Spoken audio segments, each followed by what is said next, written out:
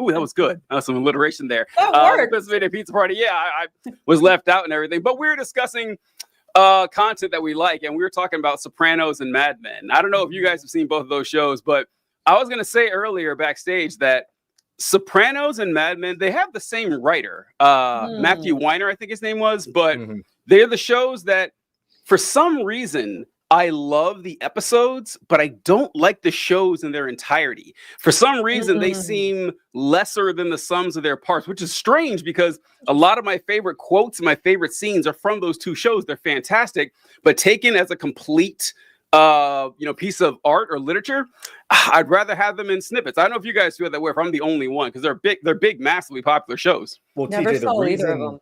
The reason I think you feel that way is because both of them are character-driven plots as opposed to like narrative-driven plots. So you're probably feeling, the overarching plot, what even happened? Yeah. And it's like, well, that's because it wasn't designed to get you from point A to point B in terms of the narrative. It was designed to put characters in situations and allow them to act naturally. So that is exactly why you're feeling that way. It's why people, another great show, they talk about Breaking Bad, right? Also talked about in those echelons of your Sopranos and Mad Men's. And if you ever ask someone what they think of the episode The Fly from Breaking Bad, I love The Fly. You love that's interesting because The Fly is a character-driven show episode within a narrative-driven show. So a lot of people hate The Fly because they're like, nothing happened. It's like, no, a lot happened with the characters, just nothing happened with the narrative. But yeah, I was hoping you would say you hated The Fly. Well, now I sound silly. No, because I like the character-driven parts.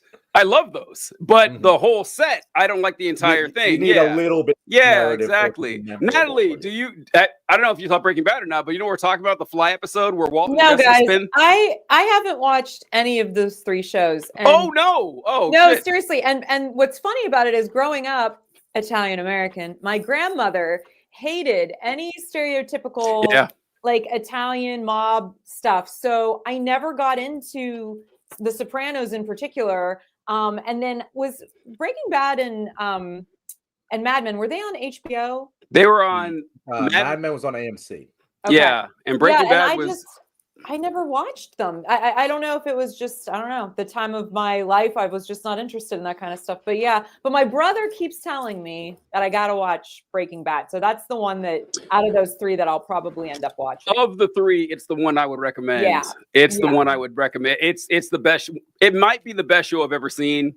That's what he says. He loves it. It very well might be. And believe it or not, it has a spinoff, Better Call Saul, that's about their goofy ass lawyer. Just as good. The show is, it's stunned. Better Call Saul, when I heard that they were doing a spinoff to Breaking Bad, I said, fuck no, that was a perfect show. Why are you doing it? And then I heard it was going to be about fucking Saul Goodman, the comic relief character. I said, this is not going to work. And then they surprised me even more because Better Call Saul is not a comedy like you would expect. It's just as dramatic. It's a lawyer drama. It's even more dry. Like, it is a dry narrative. It is. And it's fantastic. Like, Better Call Saul has no fucking business being as good as it is. I compare it to like a Michelin star winning chef working at a Wendy's. That's what Better Call Saul reminds me of. Like, there's no way this should be happening. And back me up, Joe. Am I right about this or not? It's incredible. No, it's very good. I actually haven't seen the last season. It's like I have this terrible habit of not finishing the end of things. Yeah, it's just an innate thing. I know I'm stupid about it, but it just. I feel all the time. What's your birthday? November 16th. What is that? No, you're fucking me. Dude, did I know that? I don't know if you knew it, but yeah, it's November 16th. Mine is November 15th. Yes. No, did you guys not know each other's birthdays? I didn't know that. You know why? Weird. Because there's no woman involved here. That's why. If Natalie, this is such a a dude chick thing. You just don't remember each other's birthdays. I can't. And every time, I say, I don't know my best man's birthday.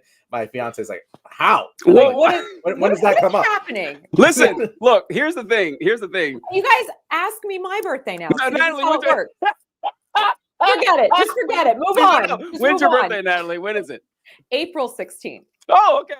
We got.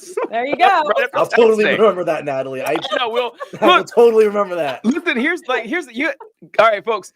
Guys don't care about our own birthdays. We don't give a shit. Like we don't care at all. Like so, it's Fine. like yeah, you know, we I was talking to someone it was a woman, and she was asking, so you're not going to do anything special for your birthday? I said, did you not know that like a man having fun and enjoying his birthday is against the law? You can't do it. Like it's not up to us, right? It's not going to happen. But that's oh my God. That's weird. Yeah, that is pretty straight.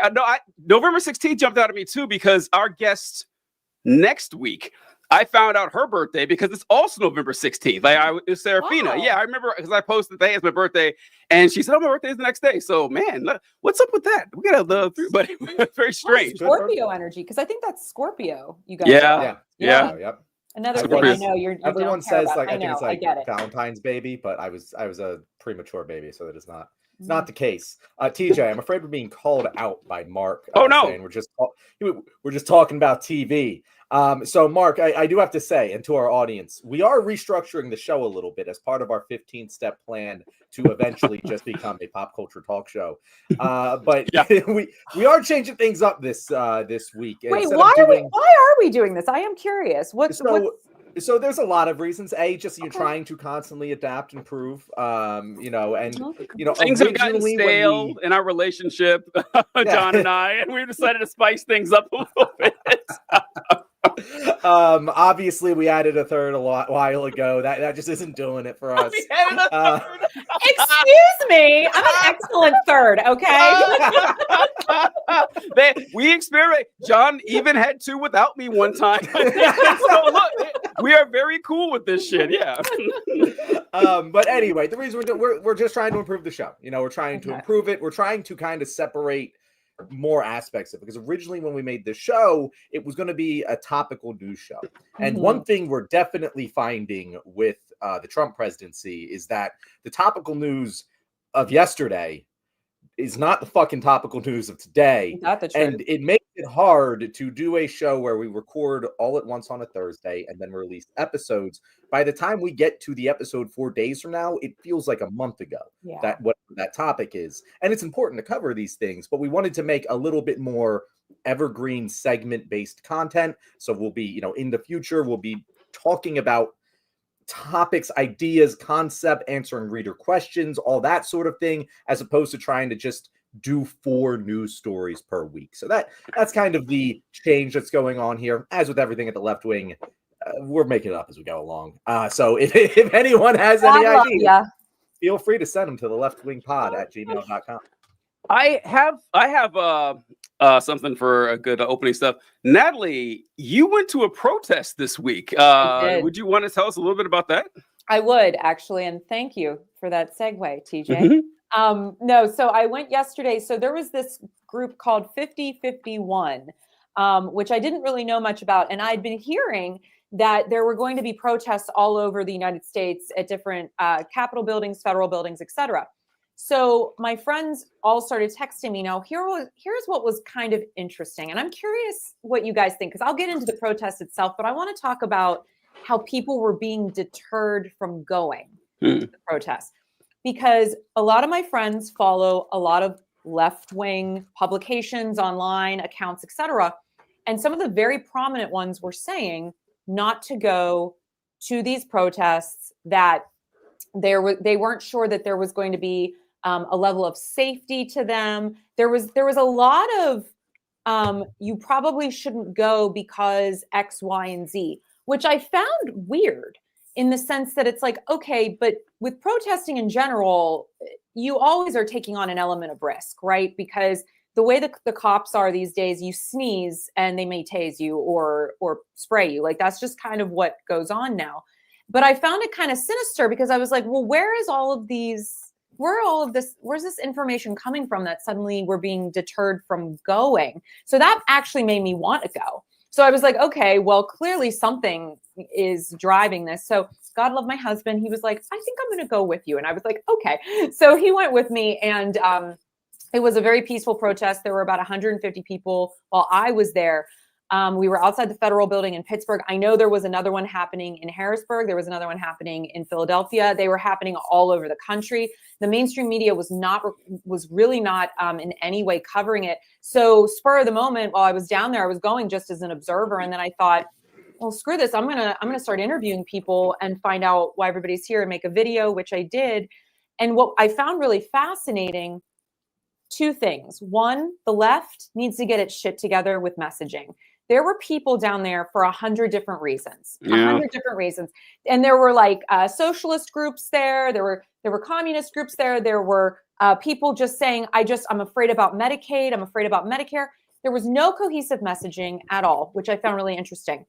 The young woman that was organizing the event had never organized a rally in her life. We had no permit.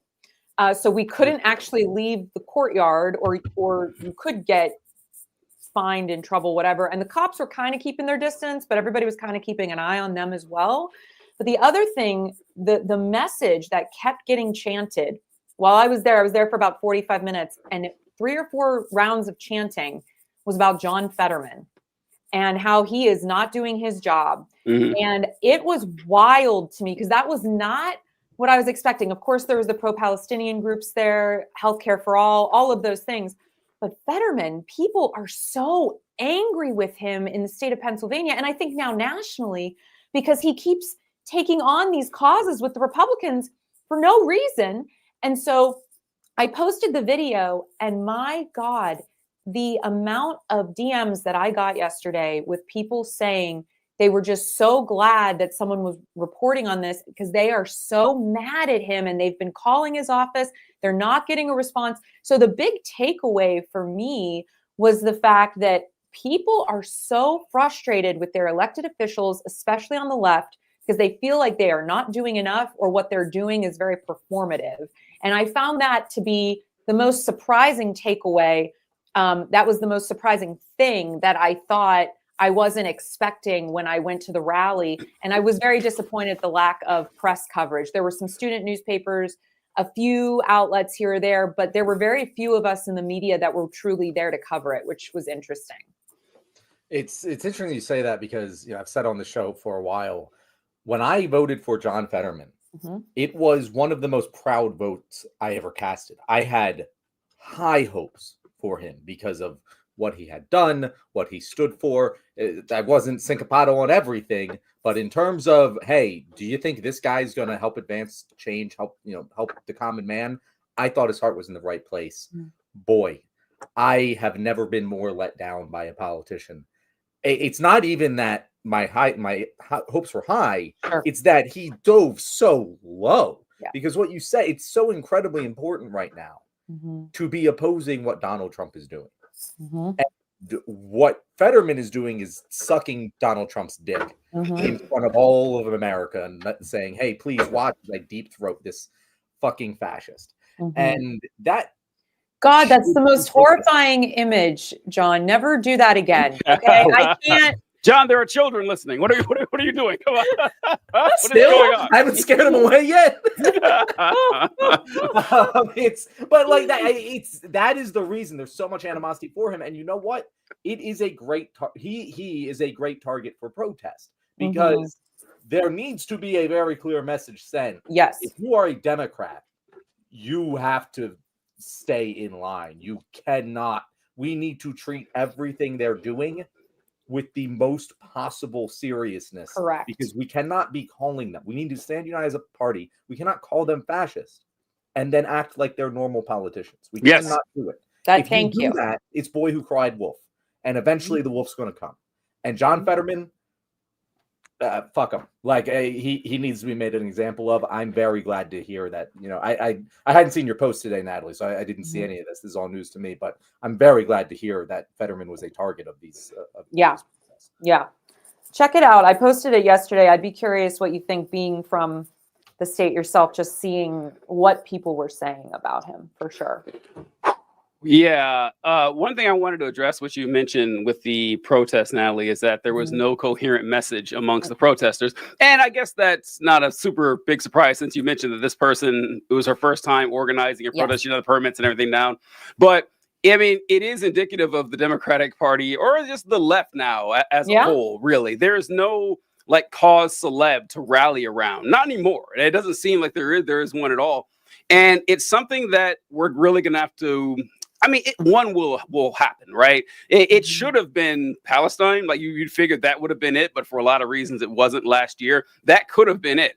And like we said, it's like that quote, like you could have chosen death or dishonor, but you had both, essentially. Like, you could have done the honorable thing and supported the ceasefire and lost with dignity, but, we didn't and still lost anyway. But the Republicans have an advantage on this. We all know it, that the Republicans and the right is made of more or less the same type of person. Like 80% of them are going to be white conservative Christians. But on the left, you have essentially everybody else. Yes. And it's going to be hard for, and sometimes these groups, their interests do not coincide. And so there's a lot of conflict there. But that's just people. You would think professional politicians would know this better than us and say, okay, guys, let's get our heads together here and find out what's going on. I don't know if you guys saw this, but I have news, I think it's from yesterday, that the Democrats have come up with a bulletproof solution to this whole Trump problem. And that is, we're going to impeach him. Trump impeachment by Democrat, I think it's Al Green. Representative Al Green, a Democrat from Texas, is set to launch his latest impeachment bid against Donald Trump this week over his takeover of Gaza comments. We'll get to those later. But I saw this and I couldn't have rolled my eyes more. I could not. It was like, impeachment is a useless tool. There's no point to it. Trump has been impeached twice. This impeachment is not going to go through the House. Even if it goes through the House by some miracle, he's not going to be convicted in the Senate. No president we've impeached, I think, 3 presidents in history. None of them have been convicted. Stop it. Stop with the impeachments. I don't understand how you think this is going to win us any room at all. But we also have a problem with not only are the plans that we have to solve this problem, pretty weak. We also have an issue with the fact that our leaders are not inspiring, or at least not the ones that we need. And I don't know if you guys saw this video with Chuck Schumer. And I knew what video you're going to pull up before you. Immediately, I'm like, please don't. It's Chuck Schumer, and he's another visual I don't need. Yeah, Natalie, I would prefer this. I prefer the other visual to this one, to be perfectly honest. You're right, John. You're right. The other visual's more honest. Yeah, it's a lot less embarrassing than this one. I got to say, there's more dignity in what John Fetterman would be doing than this. But here we go with Chuck Schumer leading a chant to rally the troops. And this is talking about how Elon Musk is a fascist, Donald Trump and everything. But let's see what he has to say here. I'm going to stand with you in this fight, and we will win. We will win. We will win. We will win. We will win. We will win. We won't rest. We won't rest. We won't rest. We won't rest. Thank you, everybody. All right. Before I cut out here, I want to give 5 points to the guy waving the cake. And we will win. Waving the cake. I don't know what's up with him, but the cake here. It is. It really is. I don't know who he is, but man, that takes the video from an 8.5 to a 10. It is just beautiful. It's perfect. Because you'd see that, you're like, okay, what is going on here? I'm not expecting everyone to be a dynamic speaker. Every politician does not need to be William Jennings Bryan. I got that. But come on. We need more than we won't rest. It's not going to work. I'm sorry. Natalie, what did you think when you saw that? Listen, first of all, I'm glad I haven't seen that before because once was enough. But no, here's the thing. Here's how I feel. And this is, I think, my idealism and my naivete coming into play. But that's really the thing that's keeping me alive right now, you guys. Yeah. So just bear with me. Yeah. I'm just glad they're finally waking the fuck up because I just felt like for 2 weeks now, I've just been going, what are they doing? They're not doing anything. They're not saying anything. It almost feels like we were in molasses, slow motion on the left the last couple of weeks, and we were trying to chase Trump and Musk, but we're moving like so slow, and we don't really know what to do. And I was losing my mind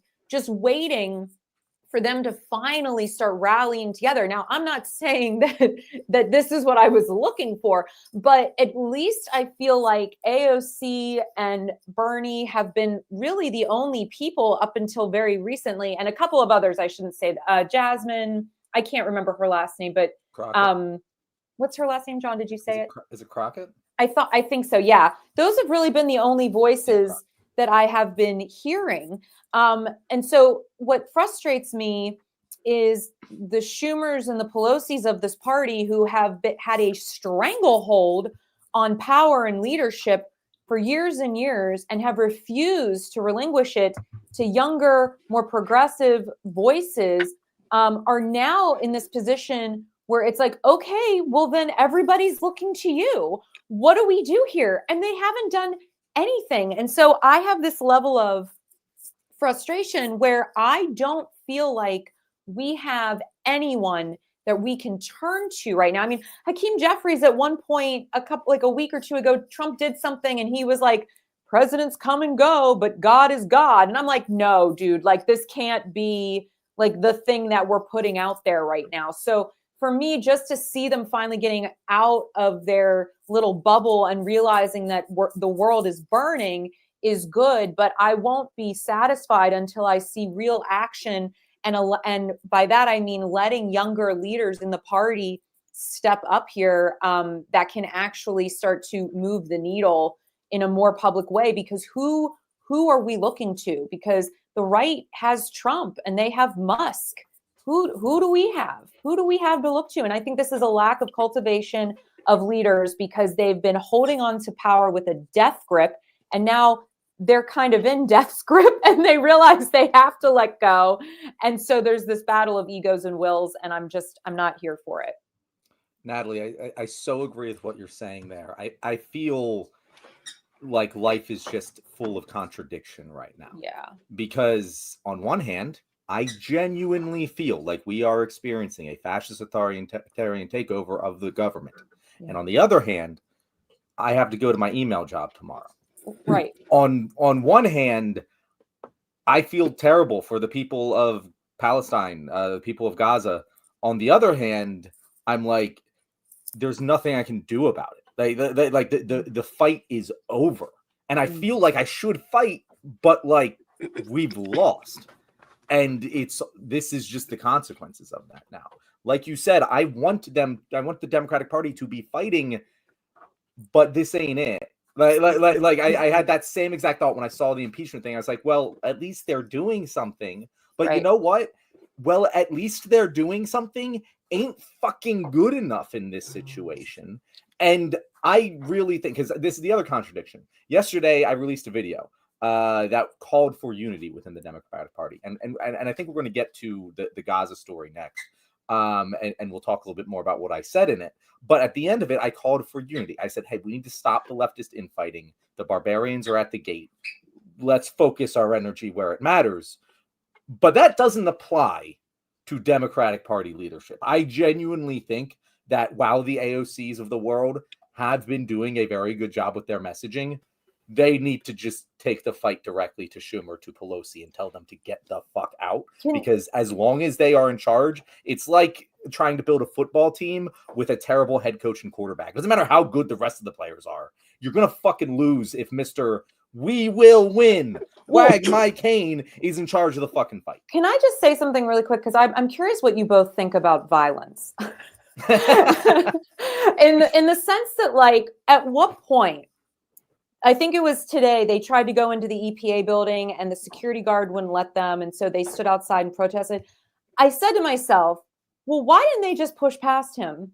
Why didn't they shove him the fuck out of the way? There were 50 of them. Like, what are we doing? Elon Musk is literally taking everybody's like social security numbers and information. And the Democrats are like, okay, I guess the security guard said we can't go in. Like, and maybe this is just because I'm so angry. Maybe I would react differently if I was there. But my question is, then get arrested. Then get arrested for violence and start a movement on the left. So people see that, like, you're willing to get arrested because you pushed somebody. I'm not saying hurt anybody, I'm saying, like, physically move them and see what happens, because I am still of the mind that Elon and his little boys are a bunch of bullies. And if you tap them a few times, they're going to fall over and cry. And I think we should be showing our teeth in a more physical way, but perhaps I am wrong to feel that way. I don't know. I'm curious. I got this one first, John. Okay, so listen, Natalie, you're speaking my language, okay? Because it's exactly what John said, that you can't spend the better part of a year or a couple years, honestly, saying that Donald Trump is a threat to democracy. He is going to destroy this nation. America, as we know it, will cease to exist if this man is elected. And then after he's elected, when Republicans said, wow, okay, why is Joe Biden shaking his hand? Why are they laughing? Why are they laughing and joking with him in funerals? Why are they doing this like this decorum-filled handover if he really is Hitler, like you said? You know what? They got a good argument. They do. I mean, if you really believe that this guy is going to cause the destruction of the country, of the world, and you're like, well, hey, we got these rules and these procedures we got to follow. No, of course you don't. And I'm so glad you mentioned this thing with, Elon Musk, because Elon Musk, as if you guys, I didn't even hear about the EPA one, Natalie. Like, these things just be churned out every 10 minutes. Yeah. And every time you fire up your computer or open up your phone, you see that Elon Musk and his goons of college freshmen are, sifting through your personal information, trying to shut down international and domestic departments and threatening services like Medicaid every fucking day. And then we have Hakeem Jeffries. This is actually the sad part. We said that Pelosi and Schumer should step aside. Pelosi is giving it to Hakeem Jeffries. And this guy totally has stepped aside, TJ. Well, I mean, officially, she steps aside. So this is the Dauphin, the prince in waiting here, Hakeem Jeffries. Schumer couldn't rally the troops. Maybe Hakeem Jeffries can. This is him addressing the obvious, blatant crimes of Elon Musk and stealing our identities and security and money. We are introducing the Taxpayer Data Protection Act to shield the American people from this out of control power grab permanently, and to make sure that the financial, personal, medical, and confidential information of the American people is protected. Now, this is not an out of context clip. Hakeem Jeffries sounds like that, like a bored high school vice principal, like a disappointment every time he speaks. This is the guy who's in charge of the House of Representatives. He's the one that's supposed to be getting us, riled up and together.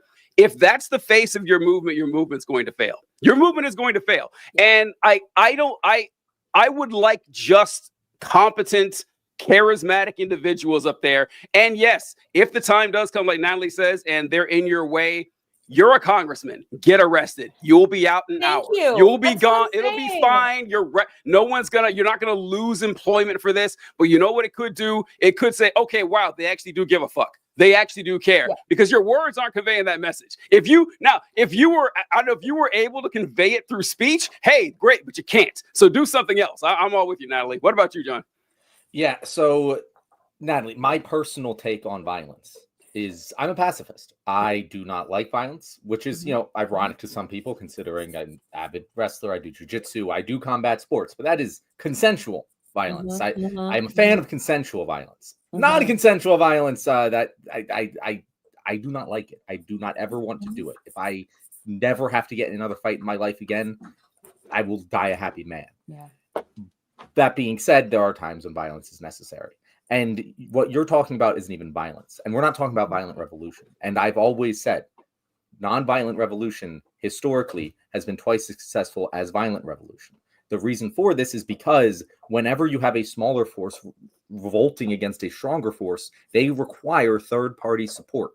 And third parties don't tend to like to support violence because it could get turned on them, right? So I would not advocate for violence until a certain point. And I've been really struggling with that question of where is that point? Where is the point where suddenly it becomes moral imperative to enact violence. And I'm sure that'll piss a lot of people off that we're talking about it, but I mean, look through history and you will find plenty of examples where you wish that people chose violence much sooner. Yeah. So it could happen. And we should be asking these questions of, well, where is that point? What should we do? But right now, I agree with you. If there is a fucking security guard and there's 50 of you and they're saying, hey, you can't enter this building, that you have a legal right to enter, and you know Elon Musk is in there breaking the fucking law. Like, he already broke the law, bro. So if you're gonna if this is a minor infraction off, yeah, you should commit a minor infraction to prevent the literal stealing of all of our fucking health data. I don't think that that's too radical of a position to just push past that security guard. And I was asking this on the last show, and I still haven't quite figured it out, but I don't know who's in charge of that. Like, I don't know who the Capitol Police report to. I don't think it's the president. I could be wrong about that. But like, there should be security forces that can enforce these things. The Congress people should be able to enter the fucking building when they know a law is being broken. Why have no police arrested Elon Musk? Well, that's what I don't understand. And also the whole, going back to Hakeem Jeffries for a minute, and I appreciate your perspective, John, and I understand the idea of pacifism, and I would say I'm with you on it 90% of the time, but I'm starting to feel like 10% is getting closer to your point of the other.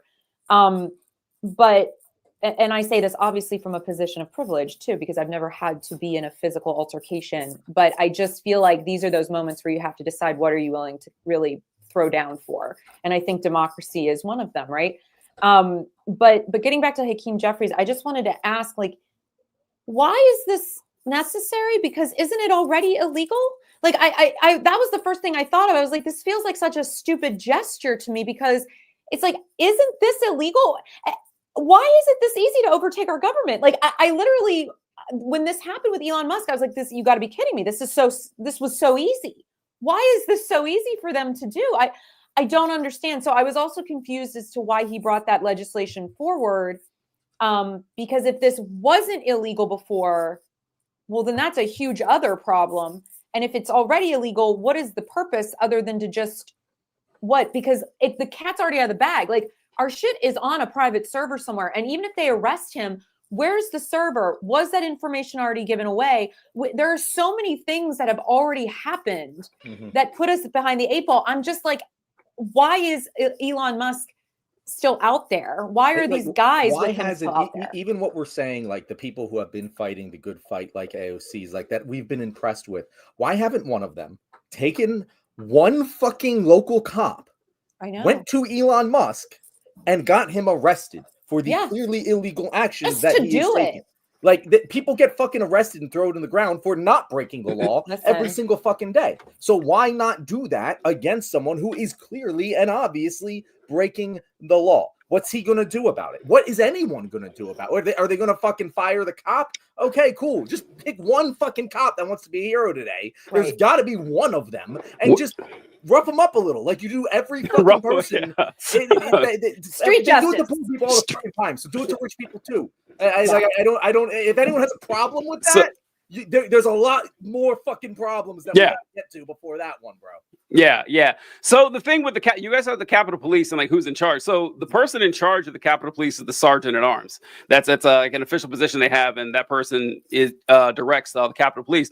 But the Sergeant at Arms is appointed by like a board selected by Congress. So since Congress is in the hands of the Republicans on both houses, that means they control the Capitol Police. So I don't think we're going to get any help there. I mean, I think that's a bigger issue here. Yeah. I mean, like John said, elections have consequences. And I think Mark left, but he brought something up. He said that can't handle losing, constant losing. It's hard being a liberal in the Trump presidency. Look, I hate to say it, but Mark's correct. Doesn't happen often, but Mark's right. He's right about this. Like, this is a big fat L that we took. And we are seeing the fact that, unfortunately that when Democrats are in charge, we need 60 votes in the Senate, maybe 62 if we have some stragglers. When Republicans are in charge 2 weeks, Trump has changed half the laws in the nation. So that's just how it works. But I remember like the whole point of this, like John, you were mentioning that for revolution to work, you need the support of the people, which is 100% true. And like Natalie asked, where is the line? Like, where is the line crossed when you're like, okay, you have to fight? Generally, that line comes, like, historically, when people are literally starving, when people have nothing to lose. Like right now, things are bad. But most of us, as bad as things are, you can always go home and watch The Sopranos. You can order a pizza to your house. And, living is expensive, but luxuries are rather cheap. And so while we're still living in that mindset, revolution ain't happening. People are still a little too comfortable. And I'm not an accelerationist, but that's kind of true. But I remember I used to listen to Rush Limbaugh every day when I was a kid. I would listen to him every day on the radio. And I remember him saying so many questions. I used to be a conservative, Natalie. Years ago. Yeah, I grew up as a conservative. And so I listened to Rush Limbaugh. And I remember him saying he had this list of universal truths. And one of them was that ours is a world governed by the aggressive use of force. 1,000,000% correct. If you don't, that's why my name is power is taken, not given. If you don't have the power, you can't do shit. You can't. And if the power is given to you, the power can be taken away.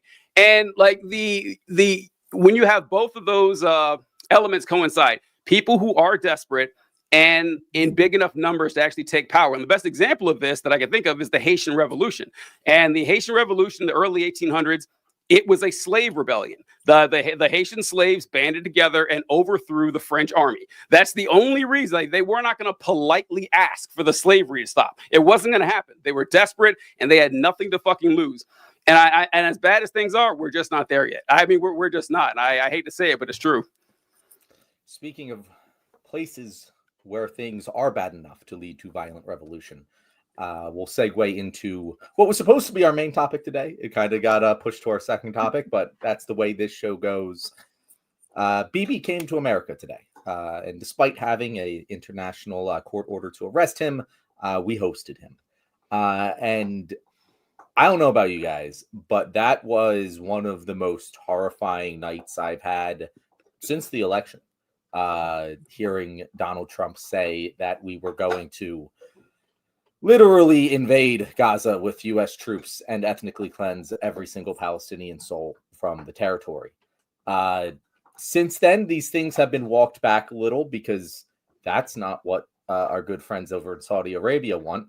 But it was really scary, and it continues to be scary to just contemplate what will happen if Trump gets his way, and seeing how there's no real way to stop it is just been really fucking cooking my noodle recently. TJ, what were your thoughts? Well, when I saw it, I don't know. I guess I didn't expect that statement to come from Trump, but when I heard it, I wasn't shocked that he said it, and saying Donald Trump says that what I would like to do is essentially turn Gaza into a resort, is what he said. And and then I pulled up a clip just now of someone asking Trump, well, why do you say you want these Palestinians to leave? What are they going to do about that? And here was his response. Peter, would Palestinians have the right to return to Gaza if they left while the rebuilding was happening? It would be my hope that we could do something really nice, really good, where they wouldn't want to return. Why would they want to return? The place has been hell. It's been one of the meanest, toughest places on earth. And right now, I've seen every picture from every angle, better than if I were there. And nobody can live there. You can't live there. So if we can build them through massive amounts of money supplied by other people, very rich nations, and they're willing to supply it.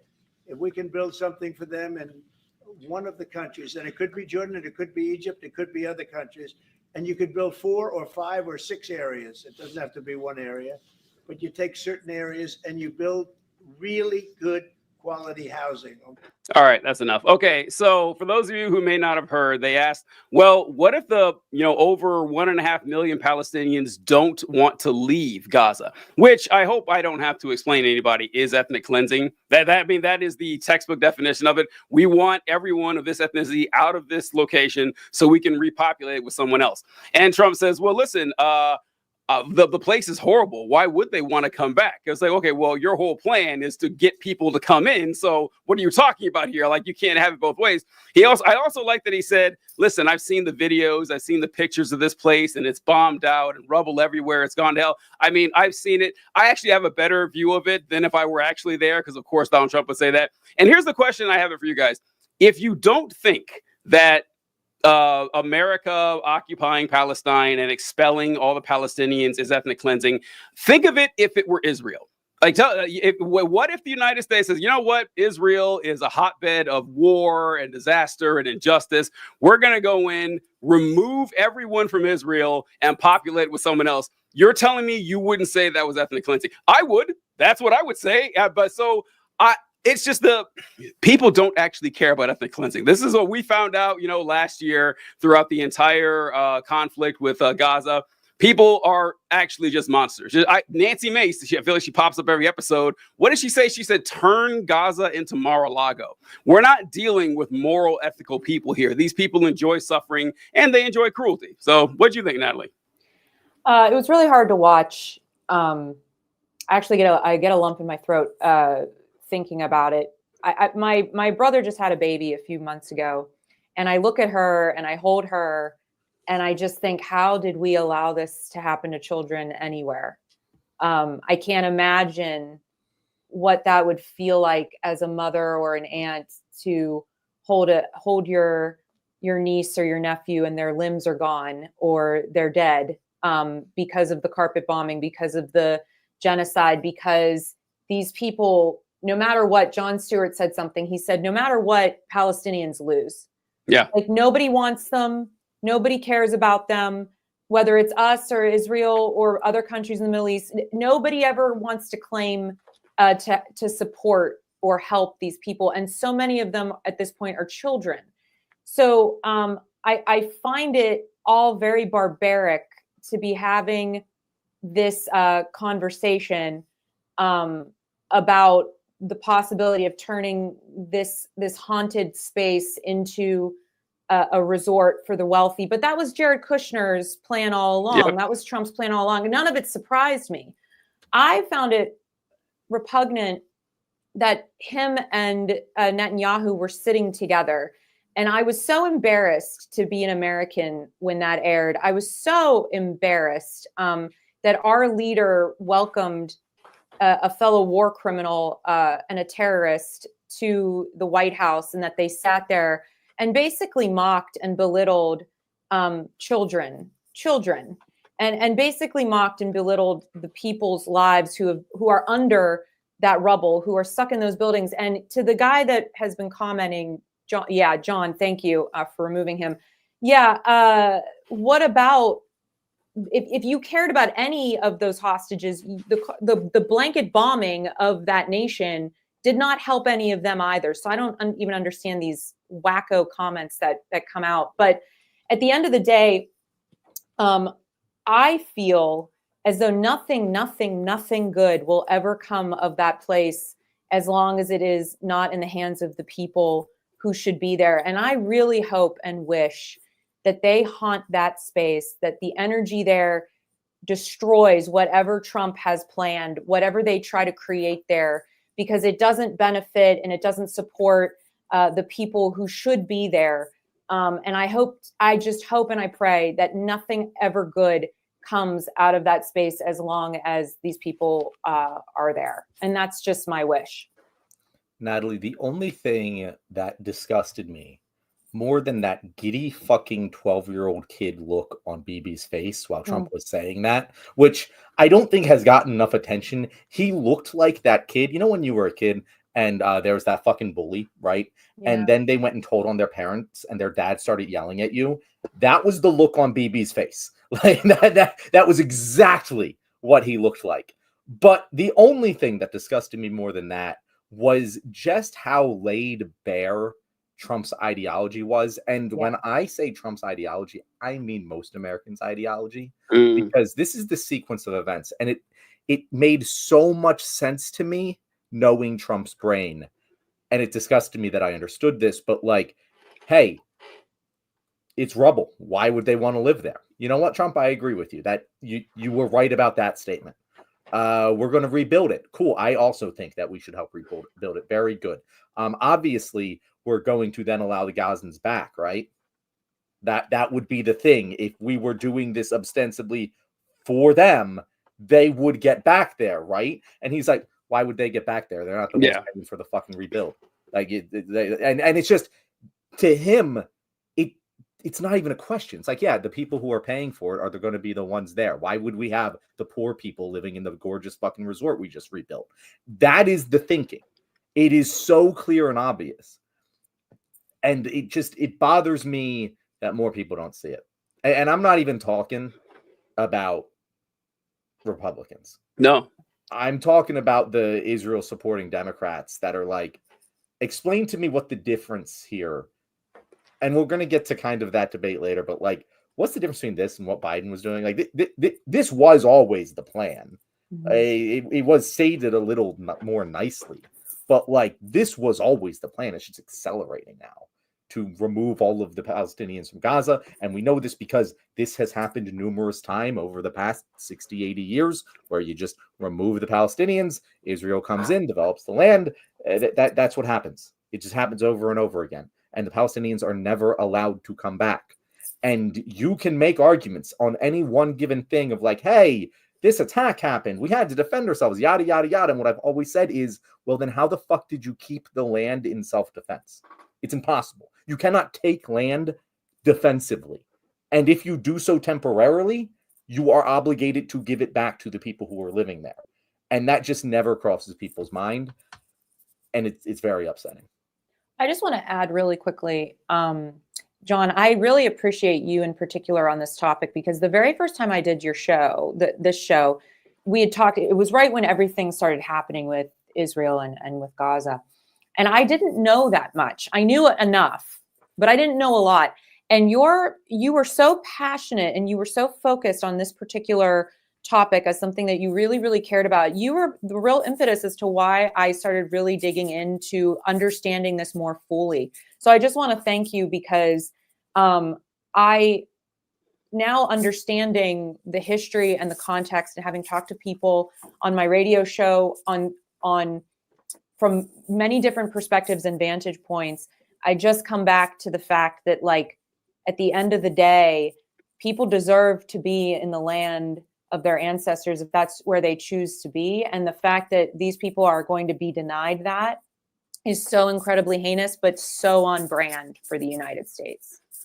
It absolutely is. And one thing it's God, I can't let that go real quick. Not like what you said, that, people they have the right to be in the land where they were born. And it's just, it is astounding that, people have this thought that, oh yeah, sure. When Trump creates this resort or this vacation area in Gaza, you all have the right to go there and hang out and have a good time. But the people who were born there 10 years earlier have no right to come back. No, those people definitely cannot be there. In fact, it's preferable if they aren't. Like Red Scare Claire mentioned here, people legit think this is better. They do. And Natalie, one thing you mentioned was that, or John, that this had always been the plan from the beginning. Folks, this isn't just like some lefty talking point, this edgy, leftist, whatever. This is a clip from President Harry S. Truman. Harry S. Truman is known for, I think, 3 things. One, dropping 2 atomic bombs as offensive weapons, the only person to ever do it, and he did it twice. Second, I think he owned a hat shop before he became president, something like weird fact.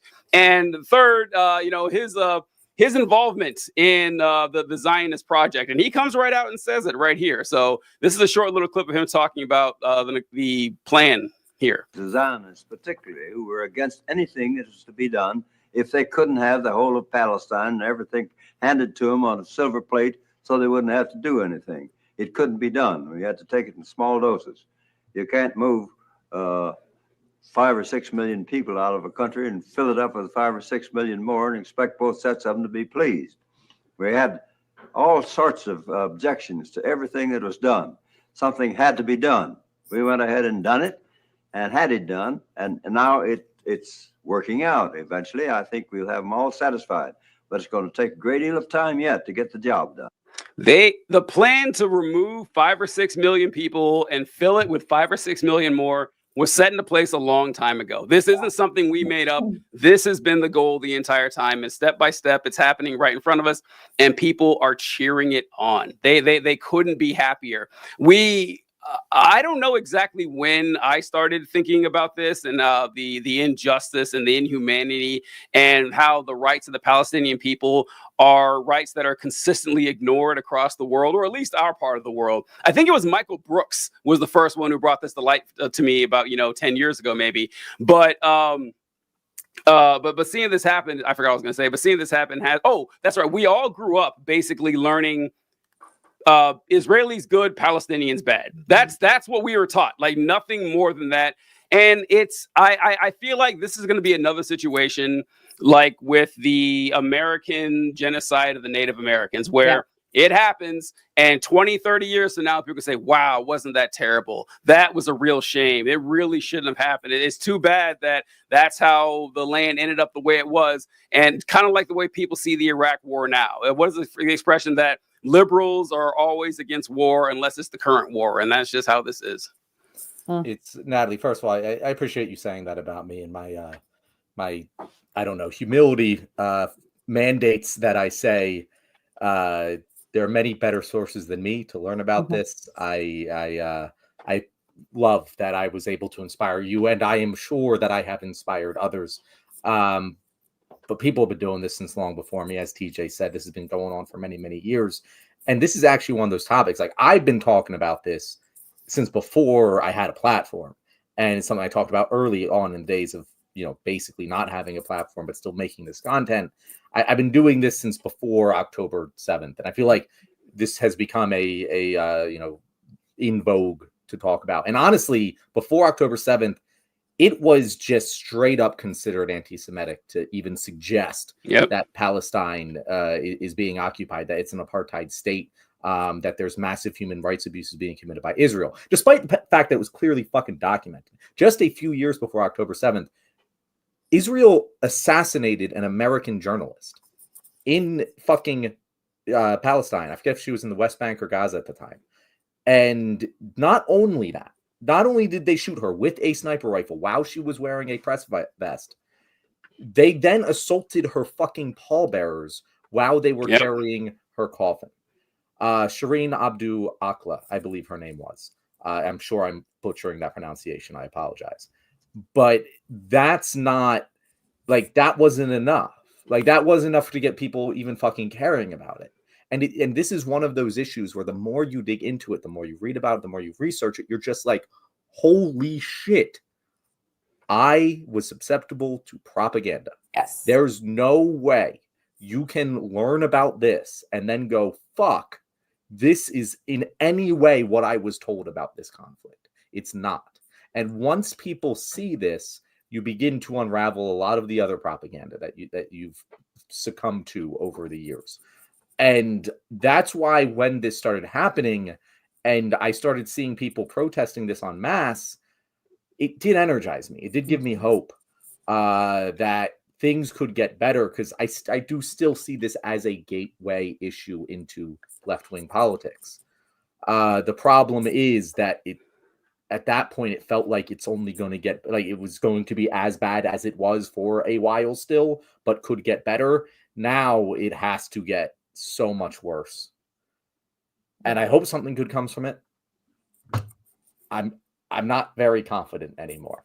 It's very upsetting that we fought the best fight we ever fought here, and it's probably going to end in the worst possible scenario, and it just really fucking sucks. John is correct in how this has been going on for a long time, about 80 years, honestly. And whenever I talk about how this is not new, that October 7th is not the start of the IDF's just brutalization, like gleeful brutalization of the Palestinian people, I always pull up this clip. I don't know if I did it on the show before, John, or maybe the old version of the show, but this is not guilty, the Israeli captain who emptied his rifle into a Palestinian schoolgirl. And it says, An Israeli army officer who fired the entire magazine of his automatic rifle into a 13-year-old Palestinian girl and then said he would have done the same even if she had been 3 years old was acquitted on all charges by military court yesterday. And the quote is in here where he brings it up, where he says, let me try to find it here. On the tape, Captain Arden clarifies to the soldiers under his command why he killed her. This is commander. Anything that's mobile, anything that moves in security zone, even if it's a 3-year-old, needs to be killed. Oh, yeah. The most important part of this is that this article talking about an Israeli soldier who killed a 13-year-old and bragged saying he would kill a 3-year-old. This came out in 2005. This is November 16th, 2005. Damn, this is 20 years ago almost. This isn't new. And unfortunately, it's not getting any better. I mean, I wish more people were more fired up about this and were more outraged by this injustice and this cruelty. But unfortunately, the American people just aren't there. They're not. They will be when it's too late. And that brings us to our left-wing mailbag topic today. So we've done this a couple times, but we are starting this as a segment. If you have any questions for us that you want us to answer, email us at leftwingpod.com. Is it the left wing? It's left wing. It's leftwingpod.com. I should have written that down. It's the email we use. But this question comes from Joe P. And he asked us because, there were a lot of people, in case you are unaware of the discourse, who said that both sides are the same, but both Kamala and Trump will be exactly the same when it comes to the issue of Gaza. So Joe P asks us, given Trump's announcement that he wishes to ethnically cleanse the entire population of Gaza and turn it into a U.S. colony, is it finally time for both sides, or just as bad as Gaza crowd, to admit that they were wrong? This was a very contentious issue in left-wing discourse, especially yesterday. And I have a lot of things to say about it. But before I do, I'd like to hear from you guys. Natalie, I'm sure you've seen some of this discourse going around. What's your thoughts on it? I think it's always easier to sit here when a Republican is in office and rage against the machine, so to speak, right, as a Democrat, because we can find fault much easier sometimes with the opposing party. But I was very outspoken against my frustrations with Kamala Harris and how she just refused to separate herself from Biden and his policies on Gaza. And I don't know if that would have changed the outcome of this election. I really don't. But I do think it would have made a dent in it. And I think, to TJ's point, even if we had lost, we could have lost with a sense of dignity. And lost with a sense of knowing we were on the right side of history by saying permanent ceasefire now, even if she would have just met people somewhere along that way vocally. But I will say this, and I'm sure people are going to disagree and push back. And this, once again, could be my idealism. I still think we would have had a better chance of finding a way forward here with a Harris administration versus a Trump one. I think there are no qualms to be had with what Trump's intentions are. And some people, I know what people have said. They're like, well, we're ripping off the Band-Aid faster this way. Under Harris, the same trajectory, but it would have just been slower. Maybe. But I think that still would have been worth playing out, because now I feel like this is so accelerated as in terms of what they're going to do.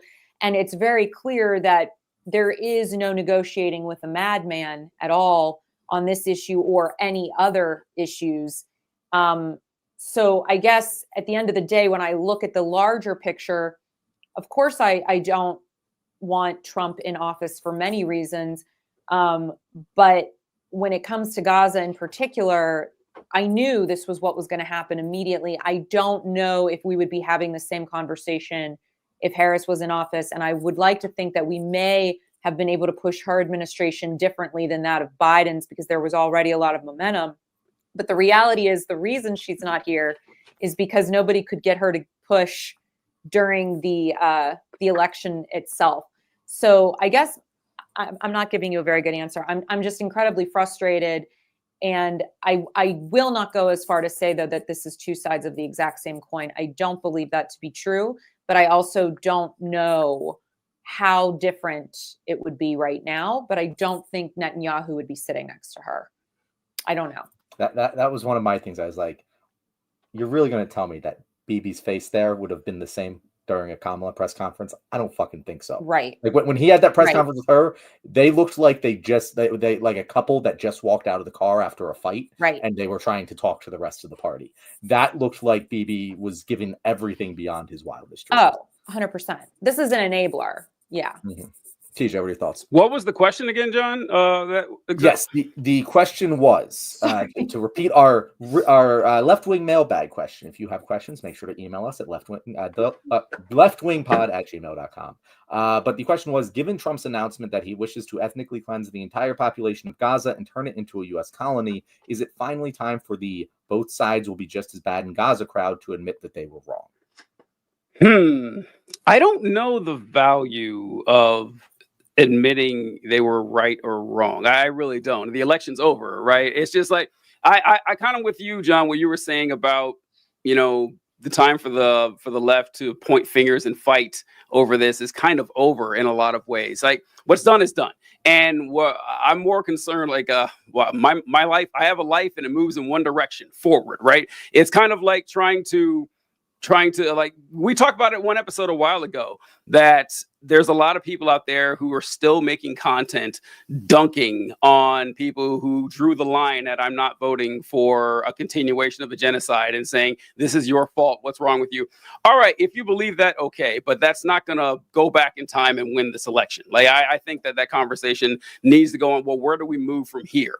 And I think we know that, like Natalie was saying, choose the side that is against what's happening in Gaza right now. You might as well at this point, Democrats, right? You might as well. Well, what could you possibly have to lose now by saying, oh, wow, it's really important that we still support the IDF and Netanyahu and not really piss them off because we did that. We did that and look where it got us. I don't see the value in going back and saying, well, you guys were wrong about this and Gaza's gonna be destroyed anyway, because that's what they were saying, honestly, right? Mm-hmm. They were saying that if I vote for Trump, Gaza will be destroyed. And if I vote for Harris, Gaza will be destroyed, maybe a little bit later, but it will still happen. So I don't know if confronting them and saying, well, are you happy now? Because this is just what they predicted, right? Yeah. So first of all, I will say I'm interested to see, because there's I'm riding with Biden. I don't really care about Israel, but I'm going to go with him, Democrats. And then there's the dyed-in-the-wool Zionist Democrats. The ride with Biden guys are the ones dunking and saying, are you happy now? I haven't heard much from the dyed-in-the-wool Zionists in whether they're supporting Trump in this move, because they should be, according to their ideology.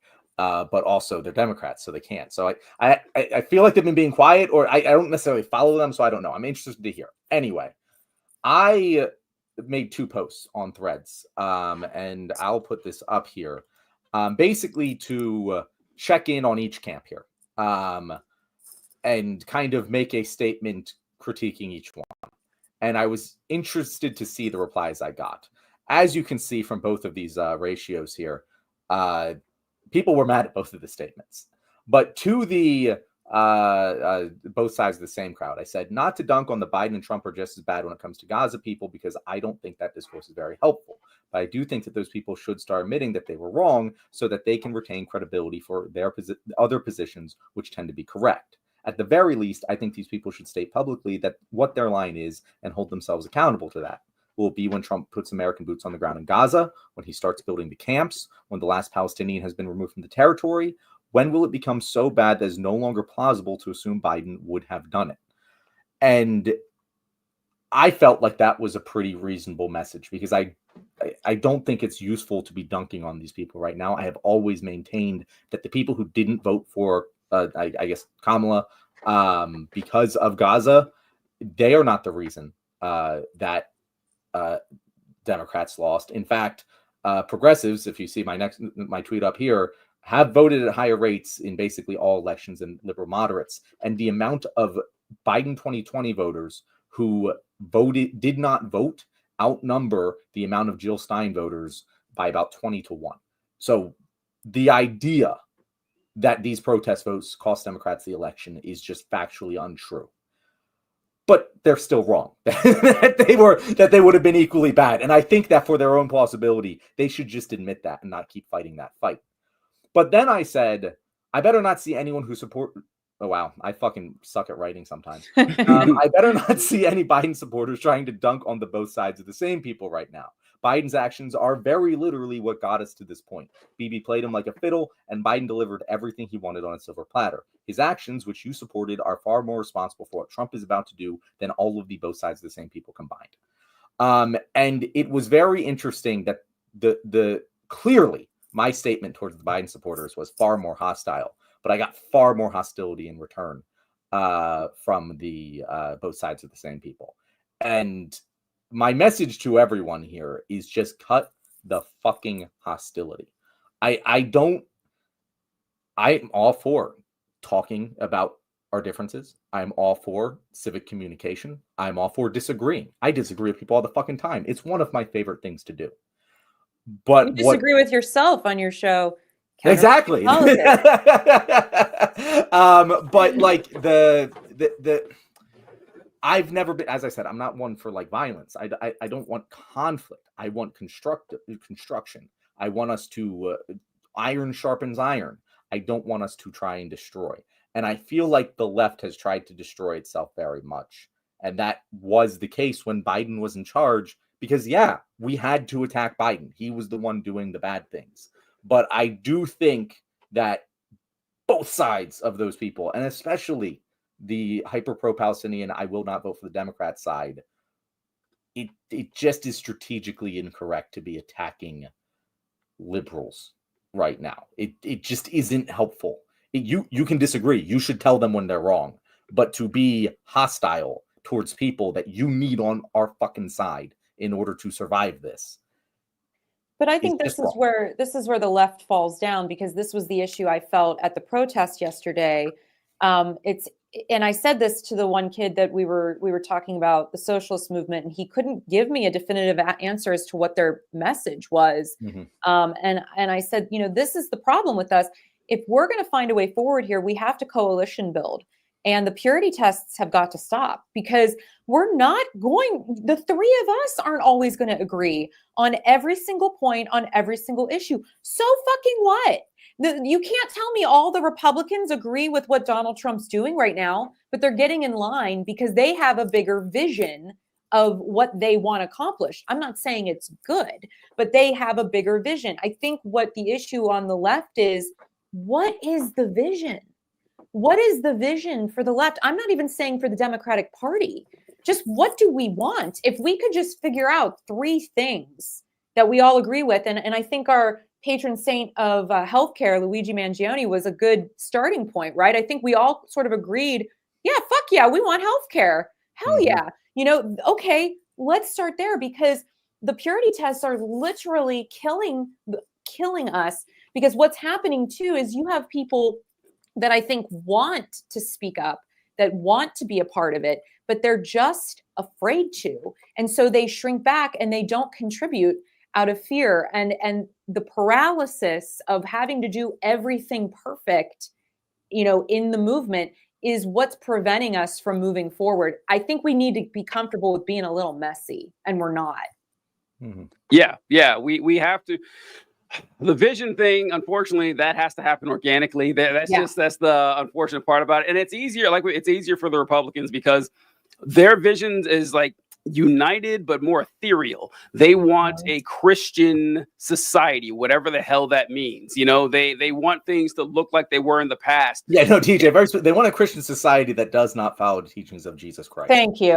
Thank you. Let's be real clear. Yeah. I have no issues with Jesus. I have a lot of problems with his followers, though. Oh, I've got plenty of issues with Jesus, but that's a different episode. We have a different episode altogether. But it's that this is the problem. This is where our academic leanings kind of get in the way here. That Republicans are kind of dumb. It's okay to say that now. There's no election going on. We're not trying to win over anyone's votes, right? So like they're not intelligent, especially well informed. So you see them rallying against communism, socialism. They hate it. They can't stand it. Couldn't tell you what it is for $1 million. No chance. But so like when we're putting our ideas out there, John said this, I think you said this, John, it was brilliant. We need an enemy.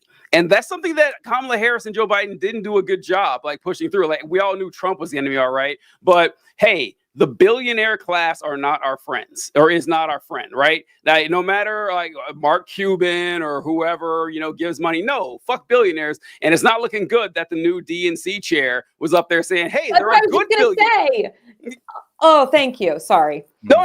It's like there are good billionaires. We need them. That's going to cripple the movement. Like you can't develop class consciousness among the people to vote for you when you're saying actually the aristocracy is fine. We just got to find the right ones to help us out along the way. So I think healthcare was a good one. Healthcare was good, and maybe it can be fired up again. But everyone has their little pet projects, and I think that losing may help us. Like, okay, let's next time try to get this all together again. But I don't know. It might take longer than I'd like. Okay. So go ahead, John. Yes, I was going to ask another. Oh no. Go ahead and ask another question. I was just going to say to your thing where we need an enemy, because Natalie, I mentioned this to you last time you were on the show with Nick about how I've been like doing this politics is pro wrestling thing, and I teasing that video. It is coming. I'm almost done writing the script. But the thing that Donald Trump is, he is not a villain. He is a heel. He is someone that you enjoy hating. What is he? He's a heel. So a heel. Okay. A heel, yeah. So I thought you said hero, and I was like, I know I misheard him. I know I did. So in pro wrestling, you have the villain people like to hate, and like the people who have embodied this that you're probably more familiar with, not in pro wrestling, but like Muhammad Ali was a heel. Conor McGregor is a heel. Tom Brady is a heel. People love to root against the Patriots, but we were all glad Tom Brady was in the league. It made the sport a better place. Whereas a villain is someone you want out. This is a bad person. You want them out. And Democrats have always treated Donald Trump as a heel. And rightfully so. He is a clown. It's easy to make fun of him. It's enjoyable to talk about him and clown on him. And during the first term, he didn't really do enough damage to warrant anything else. But he has become a villain, and they're still treating him like a heel. And you can't unite around hatred of a heel long term, because you do want him to continue being there. You show up to his fight because you want to see him lose. You don't want him to leave entirely. You want to see him keep getting hit in the face. But you need a villain that you energize your base to go out there and attack. And that is not what the Democrats have failed at that entirely. And they've allowed the heel to take over. And to them, it's like, oh, well, we can now fundraise around the heel again. It's like, nope, that's not going to win anymore. See, I think that's too bad. I think that's where my problem was, you guys, from the get-go. I never treated him like a heel.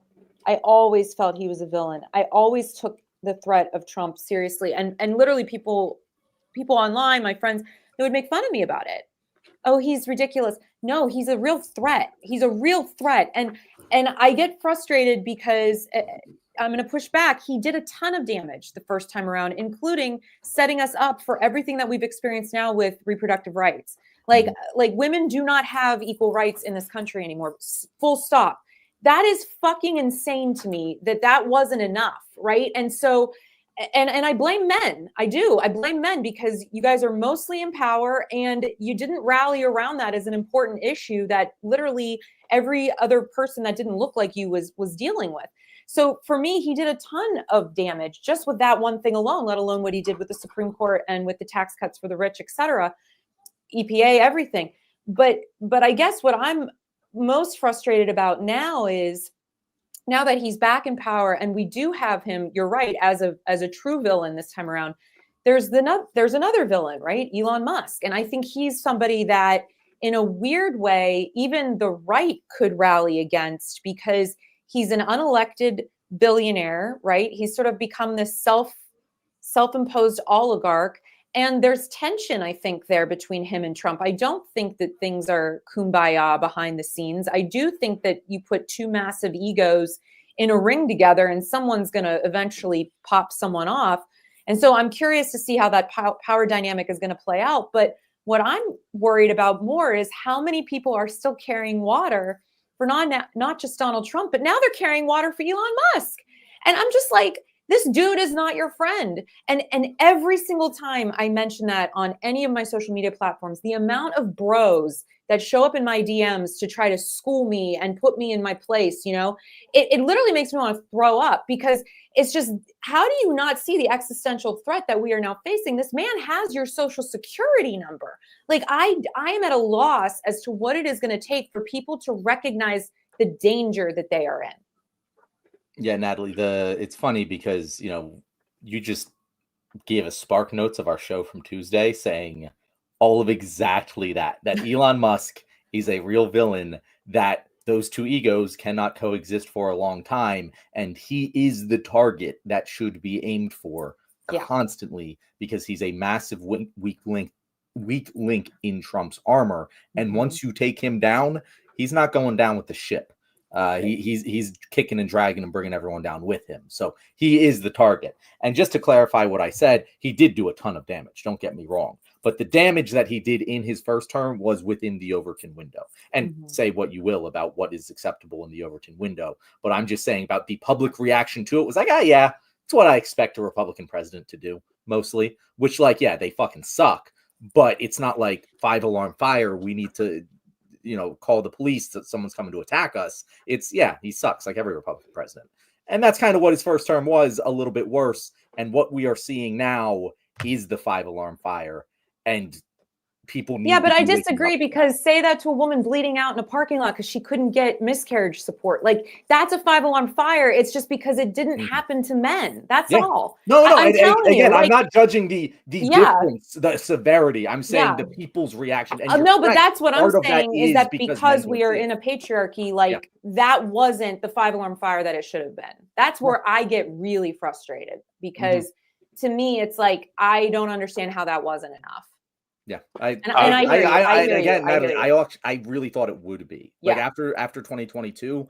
I'm on this show saying, I'm pretty sure there's going to be a landslide because of Dobbs, and unfortunately, it wasn't. No. A couple things I want to talk about with what Natalie said, in that I say that it's unfortunate that the reality is Donald Trump will die a winner. I mean, I hate it as much as you guys do, but he's going to die knowing he won 2 presidential elections. He'll have the, you know, eternal love of tens of millions of Americans, and he knows it. And that there's no time to, you know, let him know how horrible he is, you know, because the proof's in the pudding. Still time for Elon Musk. Still plenty of time. Elon Musk is like in his early 50s. There's plenty of time to destroy his reputation amongst the world. But I'm only partially sure about that, because Hugh Jass says something that's true. This is just like, yeah, it sucks. He stole my social security number, but at least he makes the libs cry. That encapsulates like a healthy. It's like a lot of people are thinking that on the Republican side. And I joke a lot about how the Republicans say they're against the elites, and they aren't in any way. Like when we say elites, we usually almost always mean economic elites. That's what we're talking about. That's not what Republicans mean when they say elites. To them, Elon Musk, the richest man on earth, is not one of the elites. He's one of them. You know, your librarian, she's one of the elites. You know, like they see a completely different universe than we do. And with Natalie, you saying that the people that we have in the targets, you have the men in the targets for their support for Trump. The people I have in the target, Christians. That's it. I have them heavily in there. And I say this because usually when people say the folks that they go after that are, you know, the primary tent poles for the Trump coalition, it'll be men or white people in general. That's what they'll go for. And yes, that's true. But I like my Christian argument. I know I sound like the bitter atheist here or whatever, but I'm just telling you guys the way it is. And let me pull this up here, talking about this, because so if you look at our usual suspects, the ones that always put Republicans in office every single fucking election, we're going to have up the top, we have men. So men voted at 55% of all men voted for Donald Trump. And white people voted. I'm actually surprised that split isn't greater. It genuinely surprised me that it's only a 10-point split. Only a 10-point split. Like, it seems like it should be worse than it actually is.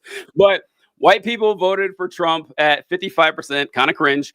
Men at 55%, white people at 57%. Now I want to jump down to religion. Religion in general. Where did it go here? Don't tell. Here it is. Okay. Christians. Protestant Christians and other Christian denominations, 63% for Donald Trump. That's not just white evangelicals. They're in the 80s, whatever. But your general Protestant Christians, 63%. Catholics, 59%. Both higher than like white people. So Christians get off the hook with this a lot. And I said, listen, you guys are the one claiming to have a one-on-one personal relationship with a triune deity who spoke reality into existence. And by the way, I'm on a first name basis with the guy's son, that you guys claim to have all this. And still he led you to supporting Donald Trump at greater rates than everybody else in the country. No one talks about this. No one talks about it. Like we still revere this death cult as if it's a positive to the nation. I think proof says otherwise, but I just wanted to throw that out there. I've got smoke for the Christians. But okay, I wanted to go to the second mailbag question. This one comes from Phillies and Pirates Suck Ass at gmail.com. And it says, hey, TJ, why is Pennsylvania so shitty? Listen, man, I don't know. I've been wondering about this all. TJ, I'm starting to think you're making these mailbag questions. John, that was the first email I got for this segment we have here. I saw a dozen more. This is just, I don't know what's going on here. So I don't know, man. I was just thinking about Philadelphia and how awful it is. You know that, Pennsylvania, how awful it is. You know, Philadelphia used to be the capital of the nation, and they shit it away. It's gone. I had to go somewhere else. The Liberty Bell is the least impressive monument in the United States. You go watch this, like, oh God, this is kind of shitty. They send replicas around it all over the country. It's awful. The worst president in U.S. history, James Buchanan, came from Pennsylvania. The Quakers, just fucking annoying. They're known for that too. Punxsutawney Phil, go to hell. I can't believe we have this goofy ass ritual every February 2nd where people dress up like pilgrims and go watch this giant rat to see if it has a shadow. And we take it seriously. We take this. It's on the news every February 2nd, and I don't know why. We'll go to John first. Why do you think Pennsylvania sucks ass so much? Yeah, TJ, I didn't really hear what you were saying because I was too busy thinking about how we're going to be playing in the Super Bowl on Sunday. We have a saying in Philadelphia that goes something along the lines of, no one likes us, we don't care. So that both answers your question, like, actually, right. And also is my statement on it.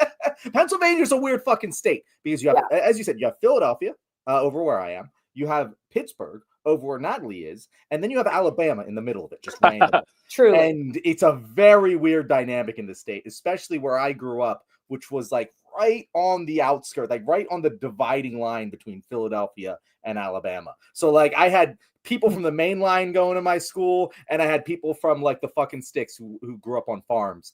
And it was a very interesting mix. My home county, Montgomery County, is one of the most electorally important counties in the country because it is that mix of those rural Alabama voters and those fucking Philly voters. And it's a weird fucking place. It's but I fucking love it. I wouldn't want to live anywhere else. Natalie, how do you like it over there on your side of the state? I'm always trying to leave. And I just come over to this side. I just can't get out of here. I always it's like Pittsburgh. I call it like a boomerang town. Like no matter what you do, you throw yourself out there, you end up right back where you started. You're like, how does this keep happening? I think my big issue with Pennsylvania in general is because we're an aging state, right? We're losing population, and at the same time, we're really being hostile about immigrants, which are the only things keeping a lot of our neighborhoods alive at all and are bringing jobs and experiences and culture to our communities, and people fight it tooth and nail. And one of my friends who runs a Latin organization, I just talked to her today, they had to move locations because they've been getting so many death threats where they're at. And that's within the city of Pittsburgh. And Pittsburgh's a pretty blue place. So for me, it's just like, what the fuck, Pennsylvania? Like, what are you doing? You're cutting up your nose to spite your face. Like you could be making moves here if you would be more hospitable to people that want to come here and build lives and communities. And so that's my big frustration, but I do find it an exciting place to live as a journalist because the pendulum swings so rapidly and gives you whiplash. You just don't know which end is up. You know, Democrats act like Republicans. Republicans could act like Democrats, and it flips back and forth every few years. You got people like Fetterman, you know, what the hell they're going to do or say in the next, you know, time around. So from that respect, it's a really interesting place. And then we got people like Summer Lee coming out of Pittsburgh that could make big moves nationally, I think. So to me, it's like this weird vortex of energy, but yeah, it's an exciting place to be, and also just a weird place. All right. Natalie, by the way, TJ did not warn me that was coming. I made the schedule for the show. That was not on it. I like it. Listen, John, you can access the Left Wing pod at gmail.com just like I can and see these emails. I don't know why you were thrown off by this. Situation. Yeah, come on. This is a lot of transparency here. Natalie, good to learn that you can't leave Pittsburgh, that it's Pittsburgh is the Hotel California. You try every time you try, it just brings you right back. That's pretty great. All right. What do we got next, John? So this is an ongoing segment. If anyone wants to give us a name for this segment, I would really like it. But I like the name. I don't know, lost in the winds, lost in the maelstrom. I don't know what it is, but we're gonna have a lot of topics constantly over the next 4 years that aren't quite getting talked about enough because something else happened. And this week, I think that is Trump threatening to destroy the Department of Education. And I think it's interesting for a couple of reasons.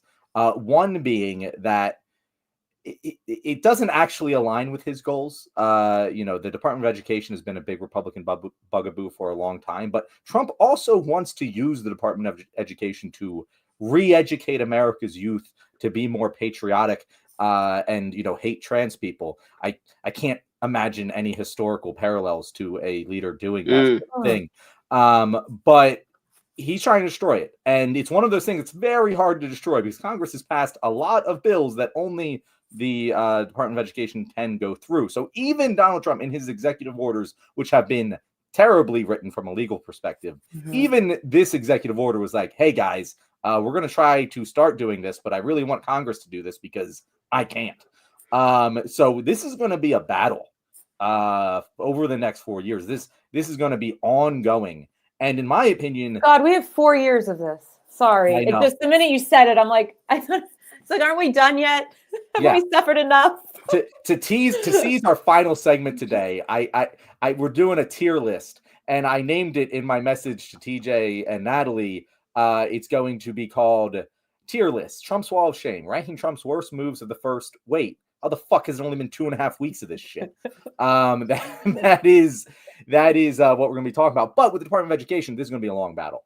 And to me, education is one of those no-brainers of like, hey, invest as much fucking money as you want in education. I don't care if you're wasting some of it. That's where it should fucking go.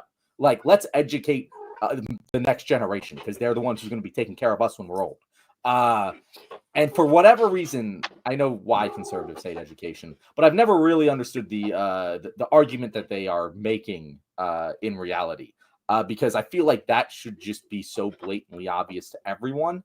And I do think that, like, if he destroys this enough, it is one of those issues that when you fuck with someone's kids, it can rile them up a lot and, change their mind about certain things. I don't know. Natalie, I'll go to you first. Do you think that this is a fight, obviously, that we should be fighting, but that is winnable to a degree that can really hurt Trump? I think this might be one of those issues that's more of a distraction. Because to your point, there's so much that's in the Department of Education. I mean, we're talking about student loans and how we, monitor our school system. But I think at the end of the day, all of this is just coming down to tax breaks because, and how they're going to come up with the money for these tax cut for billionaires. Because what I read today, and of course, if I'm wrong, fact check this later, but I had read that the entire federal budget for K through 12 is almost as much as one corporation's like tax break. Hmm. So if they were able to cut that, that would pay for one of the biggest corporations' tax breaks. And so when you start to like think, I think it was Robert Reich that said it. And I think when you start thinking about it that way and you realize the end goal with anything that he's doing right now, what I've been trying to do is look at it through just the lens of how does this help them get tax breaks for the billionaire class? Because to me, that's just what that's what they want. They want to pay as little corporate tax as possible, and they don't want taxes at all for the 1%ers. Of course, they want them for the rest of us, and we're all going to pay more. But anybody making over a certain amount of money, they want it to go down because they have their billionaire overlords to deal with that funded his election. So for me, I don't even know if it matters what he's able to do or not do, as long as it helps move along the narrative that this money being cut is then going to be offset by the tax breaks that he's going to give the 1%.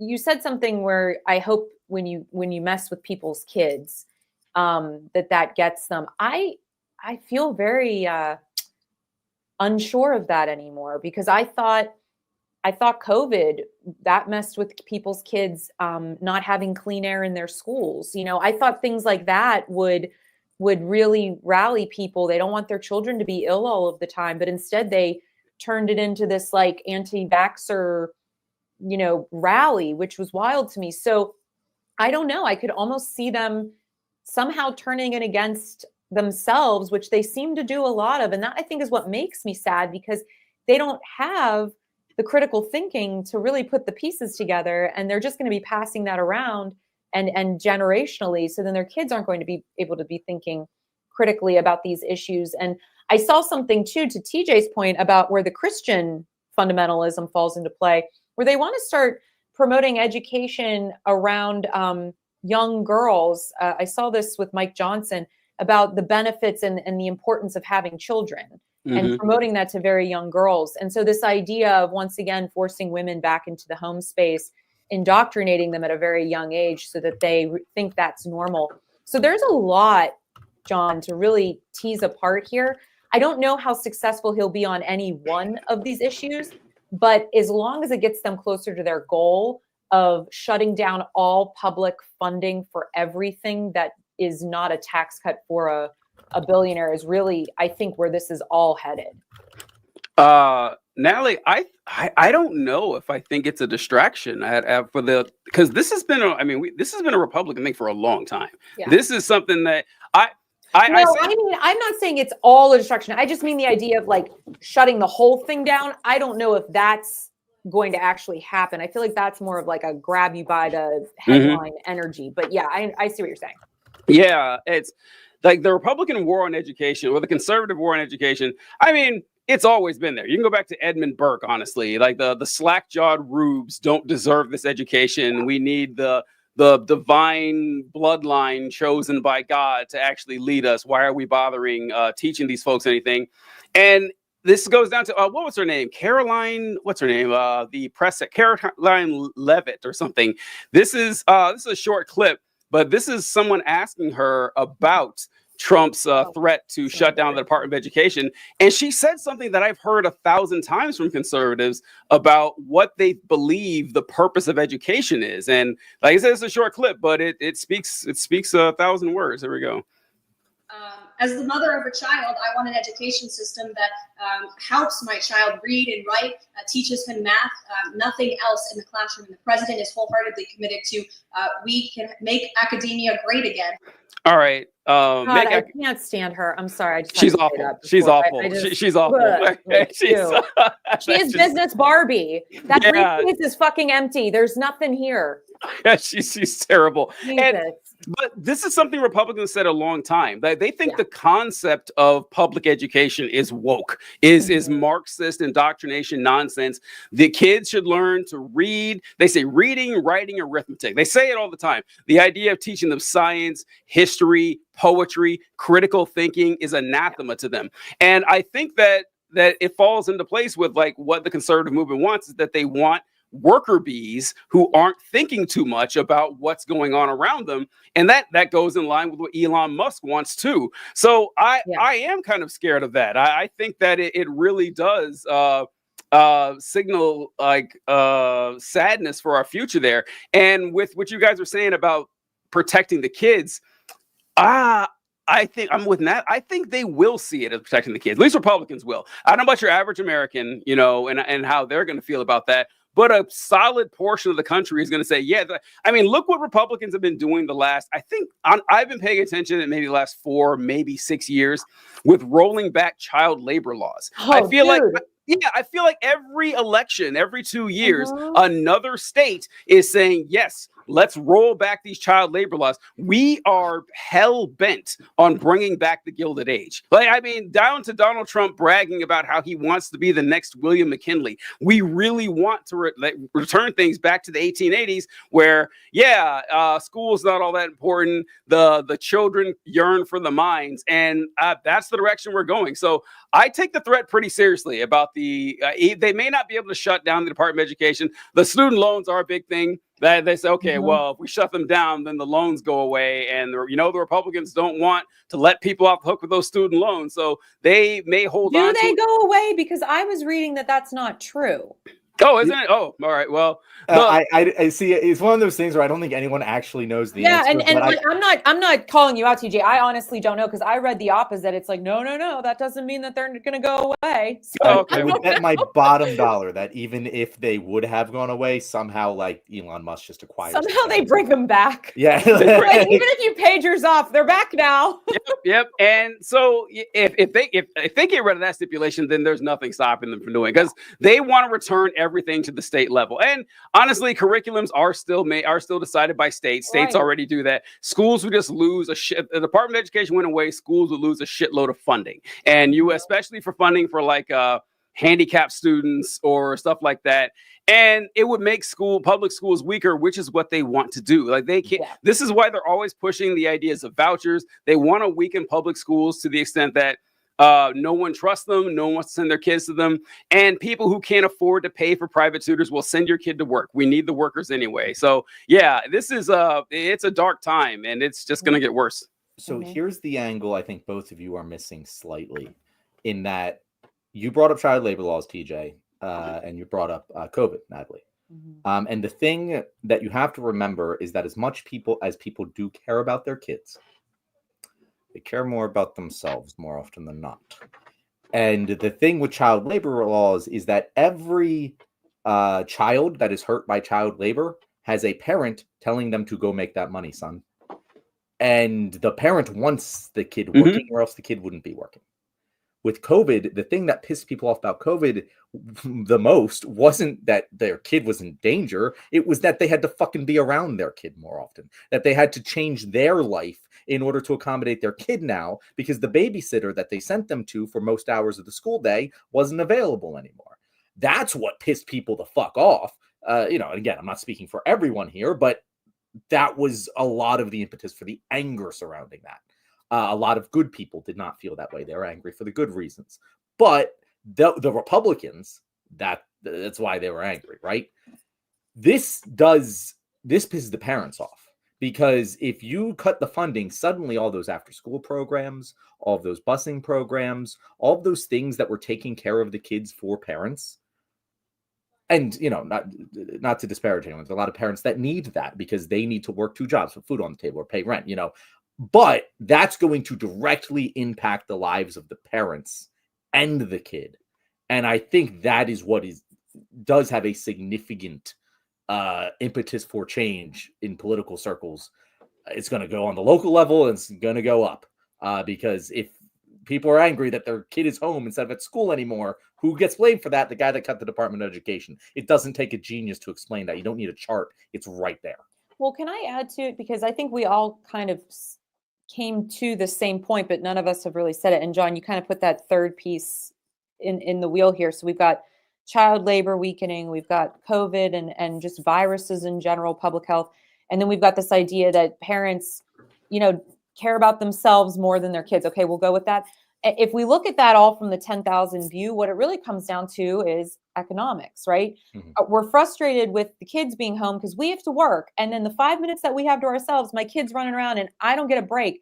And the fact that, our kids are going to go work because we need the money. And the fact that they're homesick again. Well, they can't be because I have to go to work. This all comes back to capitalism, right? And so I think at the end of the day, the larger issue here is this system of capitalism does not support a robust and healthy public education system. They do not go hand in hand because you can't be stressing people out at this level financially all the time and then tell them that you're cutting whatever is left of public education, public health, all of these things, and not expect the straw to break, basically. So what really has to happen, and like to TJ's point, we're not there yet because enough people aren't suffering, is we have to rethink our entire system. And you and I and TJ were piecemealing these conversations together tonight, but I think there's a larger narrative here about what does everything after this hellscape fire is over, and maybe we'll be around for it and maybe we won't. What does the world look like after the Nazis lose again? And they will. What does it look like? And I think that's the vision where we need to be thinking about whether we live to see it or not, because to me, that's kind of what's been keeping me going, is thinking about what a new world could be. Yeah, it's good. That's good. That's good. That's a wonderful segment under Natalie. Yeah. By the way, Natalie, I looked it up. You were right about that tweet. So Robert Reich was the person who made it. And he said it wasn't just one company; it was the top 100 companies. Top 100. I knew the number wasn't right. I'm sorry. Yeah. K through 12 budget. For anyone wondering, the education department budget is about $80 billion, and the Trump tax cuts would cost about between $460 billion and $675 billion totals to cut the tax rate. So to just put in perspective the amount of there is. Okay, thank you for clarifying. Yeah, look, I was wanted like so many stats in my head. Sometimes they come out right. Yeah, I know, or pieces of them do.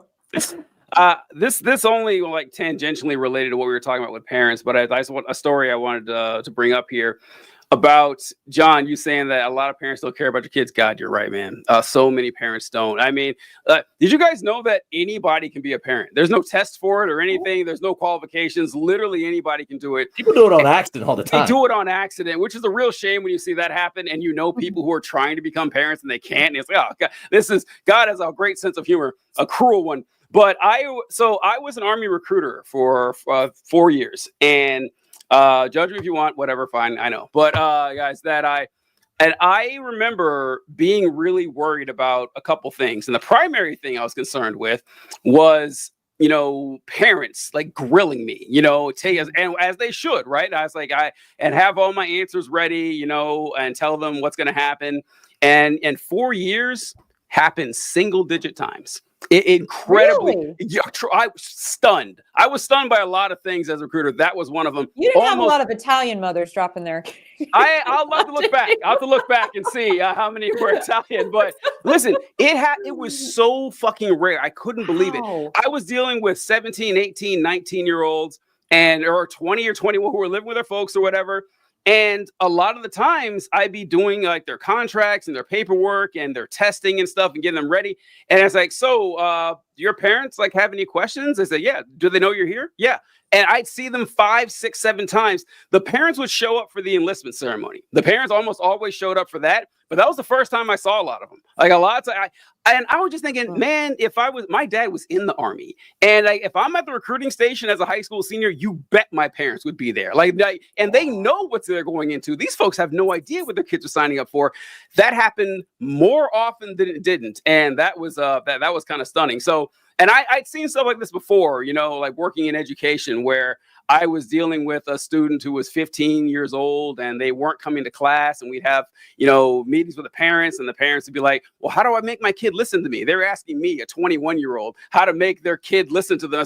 And I'd be like, in my mind, I said, well, that ship has sailed. I mean, their kids that listen to you at 16, they're not going to start tomorrow. And I certainly don't have any advice for you. A hell of a time to start caring about that, about whether or not your kid's going to listen to you or not. So yeah, a lot of folks actually don't care about their parents. It's of course a lot of my parents were incredibly loving. Of course, there are exceptions, whatever, but it's more than you think. John is absolutely right. A lot of folks really put on the show that they care, but they actually don't. Do you think it's the demographics? And I mean this, and not in an offensive way, but just like the types of places that these recruitment centers are involved with. Do you think it's just that there's a lack of parental involvement from the beginning? So, that's a decent point, because the students who were in like college or had or maybe affluent areas, they were more likely to have their parents show up. That's true. They were, and just like John said, the parents were less busy too. Like right. Yeah, it's like the thing like a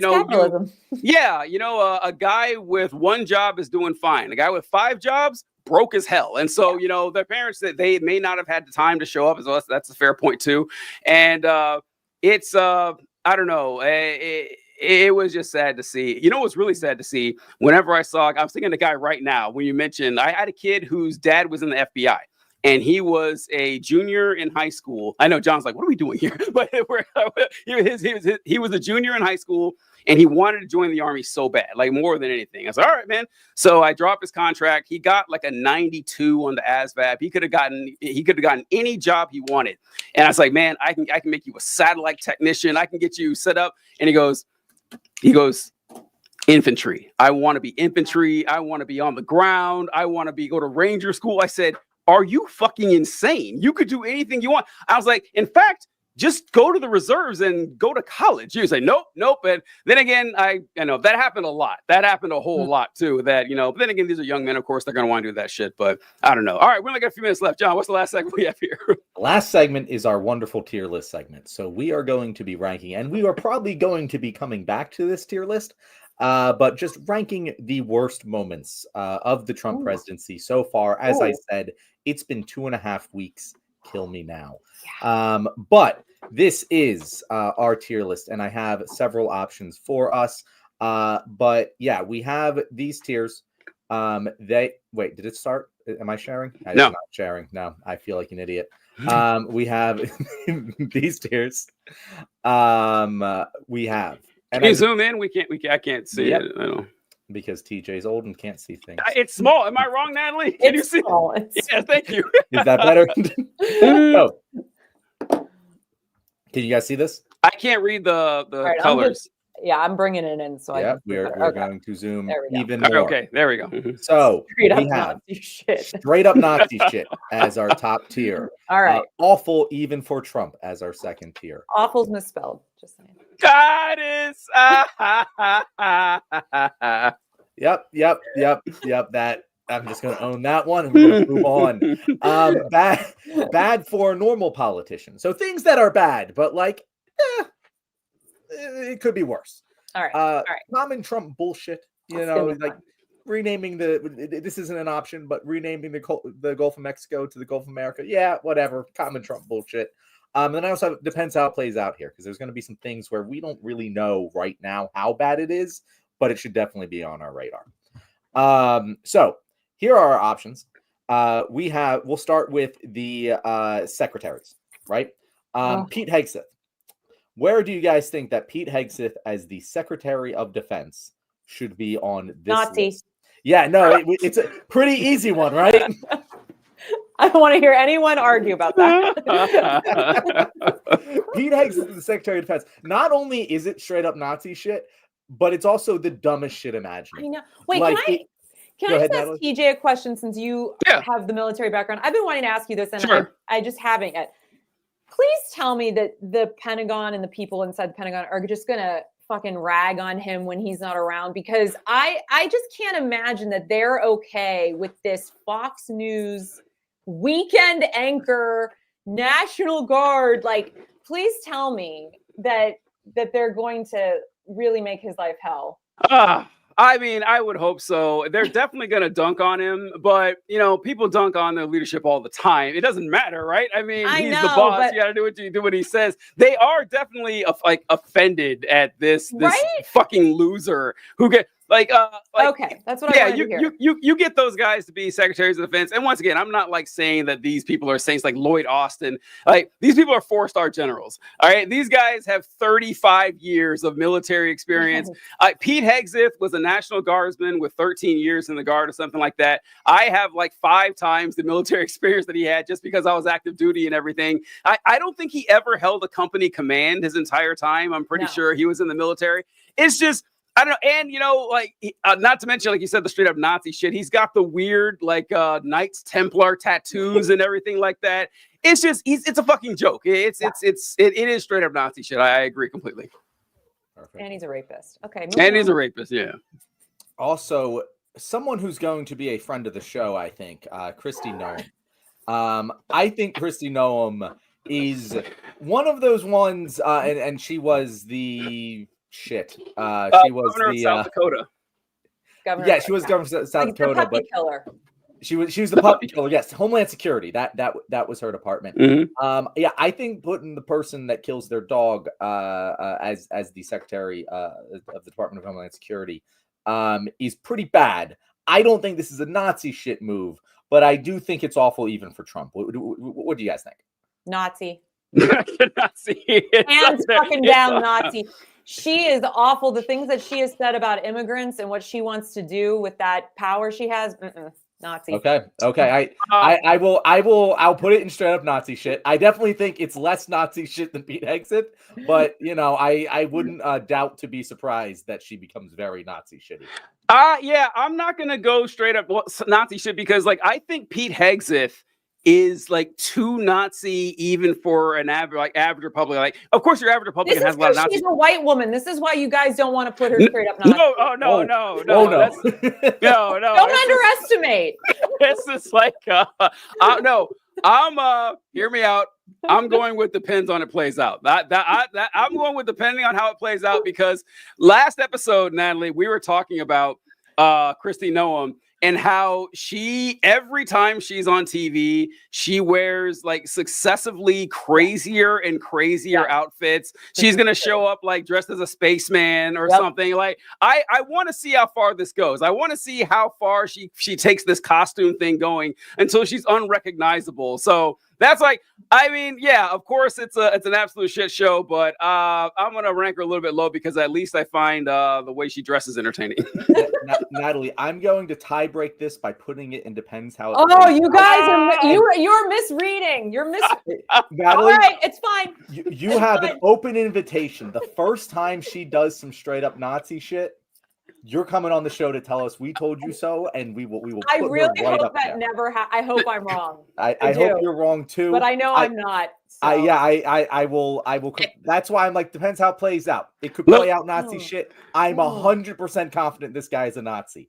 This one I need to see more of. And also, Natalie, you have to take the other side of this deal here. If she holds an event where she dresses up like I'm Annie Oakley and starts shit, you got to come back on because that's funny as hell, right? I got to see this shit. Let's go.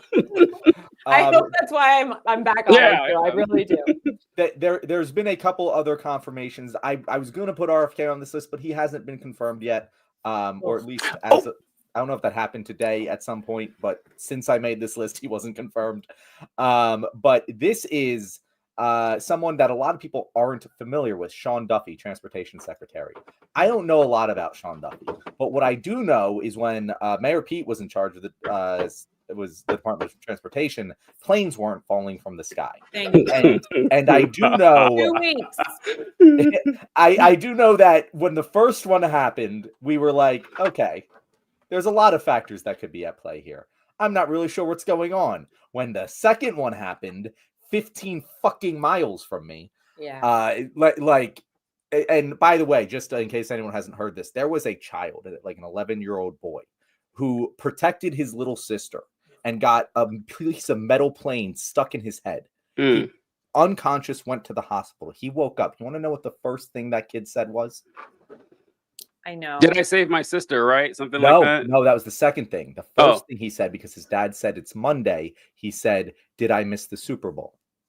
Oh. And that kid is my hero. I love that kid. That's That kid. I just want to give him a shout out, even though unbelievable. he's not watching this. He's the fucking best. The city of Philadelphia loves you. I should have remembered that kid's name, but we still love you. John, you should have brought him up when I was shitting on Pennsylvania. You should have brought I was just waiting for you to feel bad about it, TJ. But yeah, I think that he's going to be one of those targets. Like if planes keep falling from the sky, that's another thing where like people get really pissed off about transportation. And I think that if transportation gets really fucking bad in this country, this guy's going to be a target for the Democrats. That's why I wanted to put him on here more than anything. I would put it bad for a normal politician myself. I don't know enough about him to be whether he's a straight up Nazi or whatever. But I do think that he should be on our radar as a target of ridicule. What do you guys think? Yeah, I guess so. Why not? I mean, say what you want about Mayor Pete, but yeah, I don't remember any of this shit going on. So I agree. He was on the Real World Boston, so that's enough reason for him to be up on the bad. Yeah, he's another TV guy. Shocking. Yeah. Who would guess? Yeah. They're obsessed. Yeah. All right. Which, I will say this about Mayor Pete. I also accuse that of being a bad fucking hire because what the fuck did he know about transportation? But apparently that was weird, wasn't he? He knew a lot about keeping planes in the sky. You don't have to be qualified. You just have to kiss the ring. That's all. Yeah. One guy who's not on this list and he can't be, but I'm curious because we haven't talked about him for a long time. Matt Gaetz. Remember Matt Gaetz being nominated for Attorney General? I don't know why he dropped out. I mean, the Senate must have said, "Hey, we're not doing it. Fuck that guy." I mean, he was unpopular, like Ted Cruz or whatever. But man, that report they were bringing out, I think, was the reason. Yeah, would it be though? Well, no, I think it's that, and no one fucking liked him. It had to be, right? He didn't have any friends. Yeah, and he liked to rape 16-year-olds. So there's that. No, that didn't matter, Natalie. That's not disqualified in the Republican Party. But he was just that shitty of a person to hang out with. That was his problem. Yeah, like yeah, right. Like the only thing politicians don't like is like they hate the most is when you expose their sick fetish. Like Madison Cawthorn, awful human being, of course. But when he went out and said, "Yeah, all these politicians I've looked up to since I was a kid, they all go out and have coke fueled orgies." Gone next cycle. Like immediately, turned against by the Republican establishment. I was just kind of surprised about the Matt Gaetz things. Oh, wow, they must really hate him because I don't believe for a second that they gave a shit about the ethics report. I really don't. I think that it was just all personal animus, but yeah, whatever. All right. Next up, we have the spending freeze. I'm putting this in the straight up Nazi shit. Oh, hell yeah. That to me was the moment where I was like, oh shit, all hope that this may have been, as I kind of said, within the Overton window of awful, flew out the window. Because that was straight up, we're going to try and destroy the U.S. Constitution and take the power of the person Congress. I think that's maybe the most damning thing that he's done from a pure, I'm worried about this level. What do you guys think? This is war. Yeah. That's how I took it. We're in a war now. We're in a class war, a real war, whatever you want to call it. To me, you have to shut down all of the programs that fund the people in order to fully consolidate power. That's what has to happen first. So everybody is desperate and scrambling and confused and in chaos. I mean, that is out of the fascist playbook. So yeah, I think it totally belongs there. Now, I will also say we are learning a lesson that this tier list is going to take longer than we anticipated. So I will say, are you guys cool to finish this out, even though it's going to go well past our time here? I mean, I'm committed at this point. Let's go. Okay, let's do it, because I am too. Fuck this. Then the next, we have this is a crossed out 14, because this is his attempt to end birthright citizenship, which is by the 14th Amendment. I had to get creative with the visualizations for some of these things. I think this is great. Yeah, thank you. I appreciate it. I put in more time into this than I thought I was going to, and I'm glad how it's turning out so far. This might be an unpopular answer, but this is common Trump bullshit. Honestly, this is like right in line with what I would expect from Donald Trump. It's odd that he actually put pen to paper on this. This is something, because I don't know, this isn't news, right? Republicans have been bitching about anchor babies since I started listening to Rush Limbaugh, 30 years ago or something. This is just right in line with standard. This is actually the problem with people complain and say, it's like, oh, so you know, when you say someone is a Nazi, you're a fascist, like, oh, so everyone you disagree with is a Nazi, you're a fascist, which is, you know, absurd and ridiculous. But Republicans, like half their ideology is straight up Nazi stuff. It's like it stops being hyperbolic, where they actually do want a mostly white ethno state in which people have backbreaking jobs and no health care and ban immigrants from entering. That's just common Republican shit. So I'm not saying this to downplay it, like it's not straight up Nazi shit, but it's not, you know, as surprising as a Fox News weekend host with white supremacist tattoos being head of the Department of Defense. So yeah, I think it's just common Trump bullshit. Well, I think it belongs in the straight up Nazi shit because it is common bullshit for this administration. And I think the reason that I would want to move it is because it is straight out of the fascist playbook. So it literally is straight up Nazi shit and also common Trump bullshit. It's both of them. It is common Trump bullshit. And let me define the parameters here. Because again, me and TJ didn't talk about this at all before just making this. But the common Trump bullshit, I'm very much putting in the it's relatively harmless even if it pisses us off category, like the Gulf of Mexico, right? Okay. But this one I think is this to me. Yeah, this is very dangerous. Is like one of the flood barriers where if this breaks, I start dusting off that passport, like because. There's so much tied up in this. It is so distinctly clear in the 14th Amendment that birthright citizenship is the thing. If like the Supreme Court were to allow him to do this, the Supreme Court's so compromised that the rest of the Nazi shit is going to start coming real fucking quick. You know that. And so, yeah, I agree with Natalie. It should be right here. Also, I have the mouse, so it's going to end up right there. Next up, tariffs against Mexico and Canada. God. This one I actually don't know what to put because it didn't actually happen. So, it still happened with China, though. It did happen with China, and I was expecting that. And I didn't put China on this list because, to me, that's very much the entire relationship with China is an ongoing story that I don't know my opinion of. So I did not add China to this list, mostly because I wouldn't know where the fuck to put it. But I did put Mexico and China on this. Mexico and Canada on this because I actually have to put this at common Trump bullshit right now because, again, it didn't actually happen. If it does happen, I think it moves into awful even for Trump because tariffs are so fucking bad for the economy. But until it actually happens, it's kind of common Trump bullshit to me. TJ, what do you think? I was thinking awful even for Trump, although he didn't go through with them, but he did put a pause on them. So you're right. They could happen. They could not, but it did disrupt markets for, you know, a short while. So, I mean, there was a small economic backlash to it. And just like the concern from the American people, I mean, it also, this is hard to say because I don't know how people aren't thinking this all the time. It made people question the stability of the executive branch. I know. We think that it's unstable, but that was one of the few times that I saw Trump tweet about these tariffs. And if you go to, you know, Trump's Truth Social, whatever, and read through it, it's all a whole bunch of, yeah, get him. That's right, brother, and everything. But this is a time where you had half the comments like that, and then the other half were Republicans saying, I'm confused by this. What is the goal here? Why are we trying to, like, they were legitimately concerned that there was something up. And I don't think anyone bought into the whole, you know, oh wow, I made a great deal and now I backed off on it and he made himself look good. But yeah, I think that I don't think Trump did himself any favors with this. That's why I vote in the awful even for Trump, because it didn't make sense to anyone. What do you think, Natalie? I think this was a dress rehearsal. I would also put it awful even for Trump, even though it's paused, because I think they want to see how the market's going to react to certain things. I think the end goal here is they want to tank the market.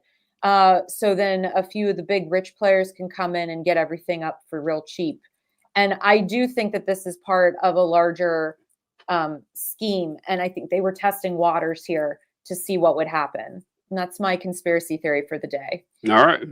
Yeah, no, Natalie, I don't think that's conspiracy theory at all. I think that's literally exactly what it is. The problem is that money isn't that, but it is very consolidated in this country. But yeah, it's not so consolidated that like that would really work without pushback, without serious pushback, because there's a lot of slightly smaller fish that are still big fucking fish that would be very hurt by this. Yeah. I think his biggest mistake, TJ, was involving Canada in this. Like, if it was just Mexico, people would be like, fuck the Mexicans. We hate them already. John, but like Canada, it was like, why are we hurting the white people? I don't understand. I agree 1,000,000%. I think that if he had limited it to China and Mexico, he could at least, and not even with the racism, you could at least try to make some sort of economic argument. With Canada, like we really need tariffs on lumber and maple syrup. That's really what's going to help us benefit. I saw Ryan Grimm actually had a great post. I think it was Ryan Grimm, where the tariffs with Canada were so absurd that there was no de minimis level for the tariffs. So like if you were a grandmother in Toronto and you sent a birthday card to your granddaughter in New York, there would be a 25% tariff when they accept that birthday card. That's how ridiculous this was. Like no one could possibly defend this. So yeah, I think if he just separated into China and Mexico, he could have saved himself some trouble.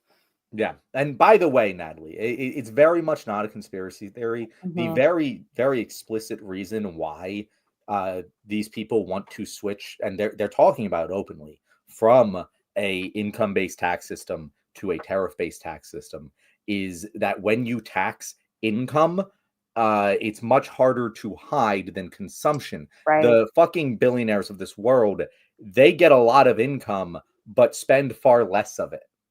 And poor people spend most of their income. Sure. So if you switch from income to consumption, it becomes a regressive tax. That's generally why. It's no conspiracy theory at all. They're very explicit about it.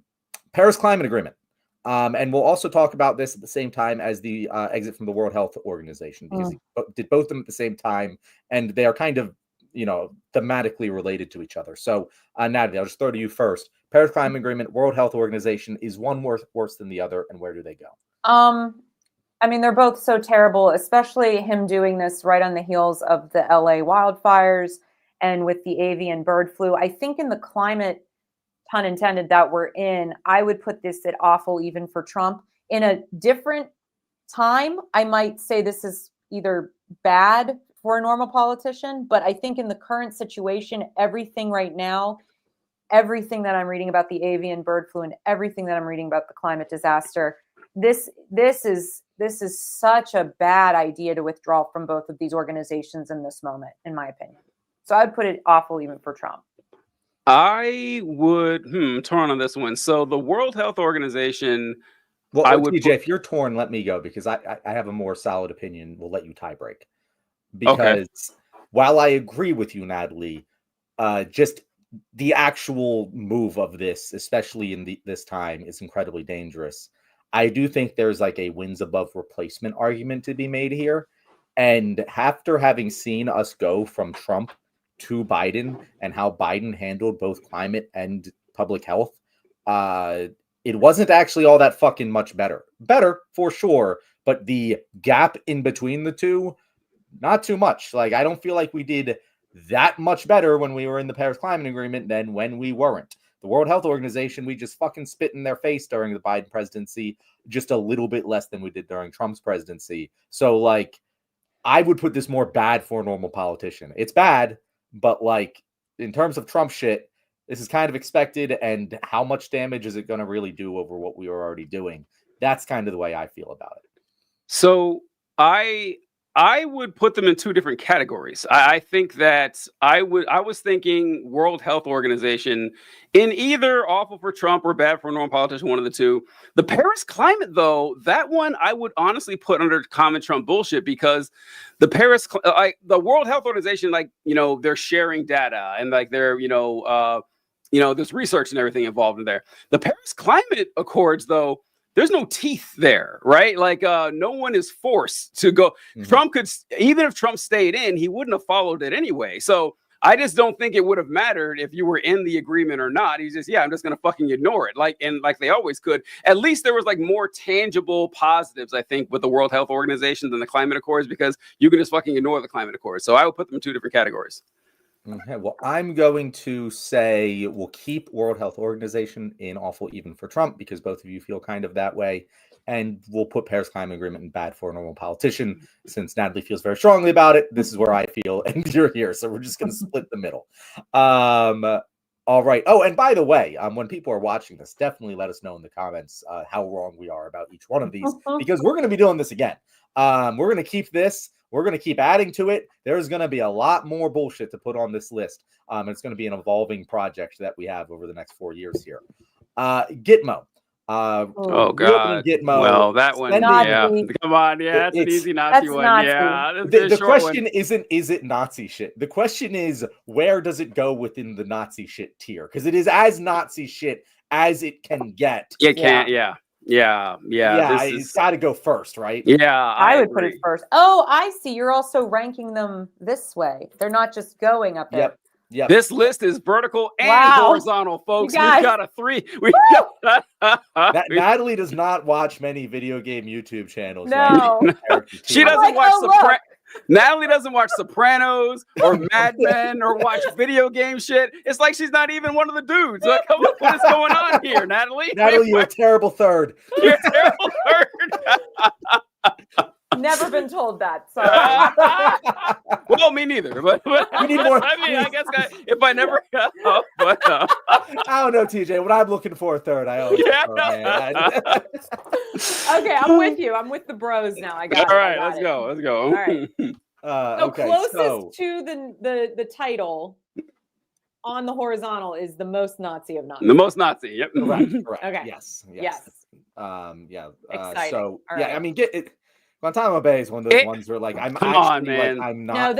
I'm intentionally not thinking about it because that's how bad it is, just for my own sanity. It's like the El Salvador thing. It's just like that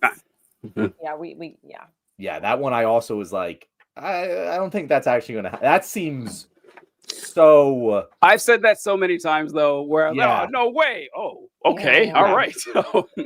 El Salvador is an interesting thing. If that happens, we will talk about it. But I didn't put it on this list because it's really just a news headline and nothing official going on there yet. So, but yeah, that would be very bad if we started sending Americans to another country for detainment that has lots of human rights abuses in its prisons. Okay, so we also have. I wanted to put this one on here because it hasn't gotten much talk about, but Donald Trump halted the flights of about 1,600 Afghanistanis who were supposed to come to America, who were family members of active duty service members. I was actually disappointed this didn't get talked about more because I didn't hear about this one. Yeah. Oh yeah, exactly. Exactly. And it is kind of common Trump bullshit. It isn't actually that hurtful, but like, fuck, families of active duty service members were denied entry into our country. That's bad. It's just got to be on. It's just got to be on the list, in my opinion. I would move it up one tier. Bad for a normal politician. Yeah. That's I mean, that's sick. I didn't make a Gulf of Mexico graphic, but I'm going to have to just so we have something in this tier to represent what it means. But yeah, it's sick. Yeah, it's just like any normal politician would get. If Biden had done that, he would have been roasted for it for about 2 weeks. It would have saved the news cycle. And you guys who I don't know if you heard about Natalie, but like TJ who follows this shit obviously didn't even hear about it. That's how much bullshit there's been in the past. No, well, and that's part of the problem too. And this is once again right out of the Nazi playbook. Like you have to just keep bombarding, confusing, chaos. I mean, none of us know everything that's going on right now. And that's weird because the three of us are very, because we're all just kind of nerds for this stuff. And it's like, we're not absorbing all of it. And so I can't even imagine if we can't take it all in. The average person, they're getting 1/100th of what's happening. Some of the things I've had to explain to my friends, I'm like, how did you not hear about this? And they're just like, I can't take it all, so it's just, this is a very strange time for media. Yeah, it is. What I always describe, Natalie, is occasionally when you're on airplanes going down, you got to make sure you're getting your air before you give it to anyone else. You're not very helpful if you go under. And that's how sometimes you just got to take breaks from this shit just so it doesn't overwhelm you, so you can focus on what matters. I also think, by the way, and I haven't found a way to like put this in a content message, but I do think it's very true. He learned in the first administration that if you flood media, they won't be able to focus on anything, just like you're describing. And I think we all kind of recognize that. But what he's doing in this term is doing that to the legal system. Yeah. He's like, I'm just going to flood it, and you're only going to be able to stop some of it. And it's the same exact shotgun approach. And so far, it's working wonderfully for him. Yeah. But we'll see how it plays out. I also don't think it's all coming from him. I think he's better funded and more organized this time around. I don't think Trump is that smart. I think he's clever, but I think this time around he has structure and infrastructure around him. Just for the sheer fact, who's handing him all these executive orders? I know, it's coming up funny. He's not coming up with these. He's just sitting there like signing them, like he's writing checks or something. I mean, it's just like he didn't come up with all of this stuff. It's OSHA? It's so funny because like in every clip, Natalie, you're so right. Trump is sitting there at his desk and you have a guy holding the folder is like, Mr. President, here's the kitten defenestration, executive order. Go ahead. And Trump signs it. And he goes, John, could you tell us a little bit about what this is? Every time. This is an important one. Yes. This is a big one. I'm like, that's so funny. And you can tell he's here for the first time. It's like, oh, okay. All right. You're right. No idea. Trump constantly sounds like he was called on in class to answer a question about the assigned reading that he did not read. Exactly. That is constantly what Donald Trump sounds like. Let's be real. Anyway, so you said this is one I haven't followed very closely, guys. So feel free to put this wherever you want. But like, yeah, it's pretty bad. You said definitely has some criticisms, don't get me wrong. But in terms of just hurting United States soft power, pretty difficult to do worse than getting rid of USAID. What do you guys think? Oh, go ahead. No, sorry. Oh, I'm sorry. Go ahead, TJ. No, the USAID thing, I had never heard of this place. I'm being real. I'm not going to front you guys. I wasn't familiar with this place at all, or this organization at all. And but when I found out Elon Musk wanted to get rid of it, I was like, okay, all right, I probably think this is a bad idea. And learning more and more about it, that its mission on the surface is helping out with impoverished areas through United States funding and everything. But it also it acts as an intelligence operation too. It also has a lot of involved in that. And of course, this came right before this on your list, John. But it came right before Trump and Musk, of course, sent out this thing wanting people in the CIA and the FBI to, resign and everything. And it's all a part of, this isn't simping for the CIA, the FBI, or USAID or anything like that, but it's all a part of Trump essentially creating his Gestapo, creating his own intelligence operations that listens to him and is loyal to him. So I'm putting it at Nazi shit. Like, I really am. And it's really just because of what I can tell the plan is going forward with this. Sorry, Natalie, go ahead. I also put it with Nazi shit. And the reason that I believe that is I read this statistic and I pulled it up while you were talking. Because for me, this is bordering on eugenics. And this was from Newsweek. More than 100,000 babies could be born with HIV over the next 3 months as a result of President Trump's freeze on foreign aid related to the USAID. And I think this is an important thing to note, that they do a lot with HIV prevention work. And so the fact that they're cutting a lot of that off is very concerning to me, because this is so entangled with the idea of identity and who is worthy of being saved and who isn't. So for me, that is straight up Nazi shit. And of course, the program there's some flaws here, but with USAID, the things that I've read, I knew a little bit about them. I didn't know a lot. I did, like TJ said, more research after, but I think at the core, what they're trying to do, this is Nazi shit.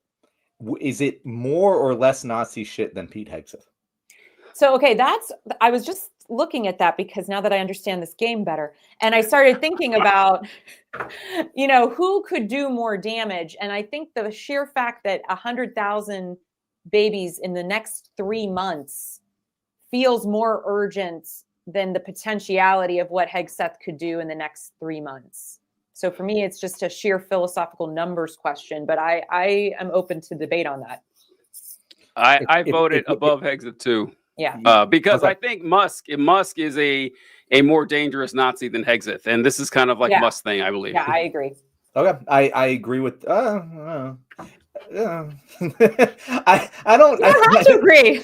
I don't know if one is more dangerous than the other. It's definitely, it depends how it plays out thing in my book. Yeah, Natalie, I think that in the immediate future, this is going to cause more pain. Yeah.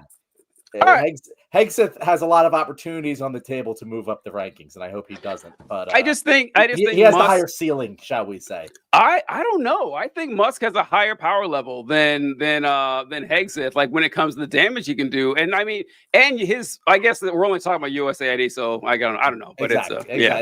If you're just comparing Musk, yeah. Whatever. But Musk also, like, I don't know how long for this world Musk is. Like, again, there's a lot of things we can do against Musk. There's nothing we can do against this guy.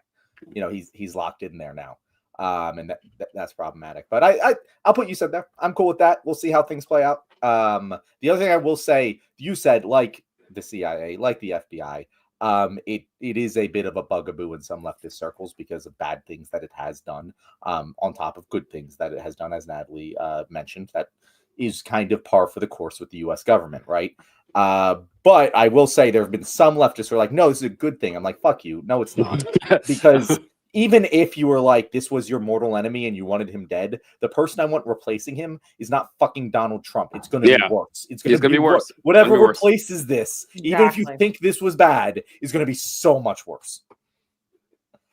Anyway, this kind of goes along with Paris Climate Agreement, but Donald Trump signed several executive orders, essentially just, giving a big old blowjob to the oil industry. Not only expanding drilling of federal land, but also preventing the building of wind farms. Yeah. It could not be any dumber. He could declare a national energy emergency in order to drill more, and then also said, but we don't want energy from wind. Very upsetting. I think it's awful even for Trump. I think in terms of climate policy, it's much more substantial than leaving the Paris Climate Agreement. But I'm willing to hear counter arguments to that. Any thoughts from you guys? I work with so many people in the environmental justice space that I interview for my radio show, and this is a true nightmare in the making. I don't think we're going to see the effects of this in the immediate, but I think it belongs at the top of this list. Yeah, with the meeting in front of everybody at the awful even for Trump phase, because this is just all a power grab from oil and gas. And then the fact that to add that insult to injury, that you're trying to cripple whatever alternative energy sources that we could be putting forth on the heels of what is going on with the climate that's happened right in our own backyard. To me, it's unconscionable. I agree. I think it's a good spot for it. It's Trump has always had this thing against windmills, wind turbines. It's so strange. It's like one of the weird things that he loves harping about. So I wasn't surprised to hear this or whatever, but I don't know. It's a good spot for it. All right.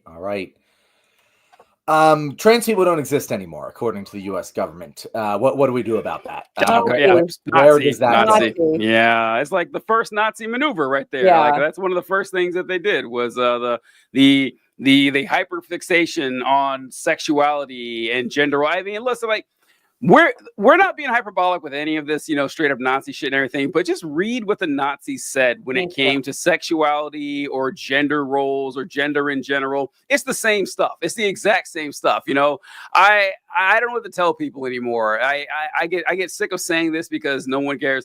I kind of wish now. I feel really annoyed thinking back that, with all those History Channel documentaries and stuff from back in the day, that they didn't just like translate what Hitler was saying. I really wish they'd have done that, because hearing him scream in a scary German language, whatever, it's riveting and stuff and it gets you all nervous. But I wish they would say what he was saying, because he would have been saying a lot of the stuff that Republicans say every fucking day. Yeah, I agree. Yeah, the thing about this one, which I will say, and I completely agree with what you guys are saying, it is definitely Nazi shit. It's the first book burnings that the Nazi did were at, I believe it was called this Institute of Sexology, that was primarily studying trans issues and trans medicine. Literally the first book burning that the Nazis did. That being said, the actual thing that he did here, I think is much ado about nothing. And I do think that this is going to move into some common Trump bullshit in the future when he does something far worse with trans people. But totally agree with you.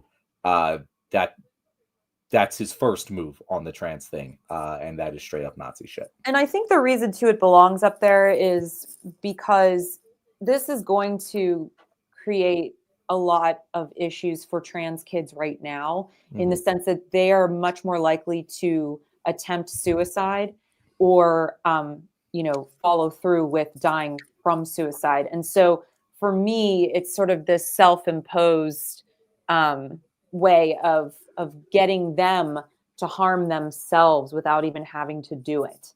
And I know that feels sinister, and I think that's because it really is. One of my friends, called me in tears after this happened. They're trans, and they were on the edge of asking if they should even be here, and they're in their 20s. And so for me, this is more real than I think people want to admit, that these are people these are your colleagues, these are your neighbors, these are your friends, these are your baristas, these are the people that work down the hall from you in the office. These are human beings. And just by putting out this rhetoric, it's actually creating a situation where you are going to see an uptick in suicide.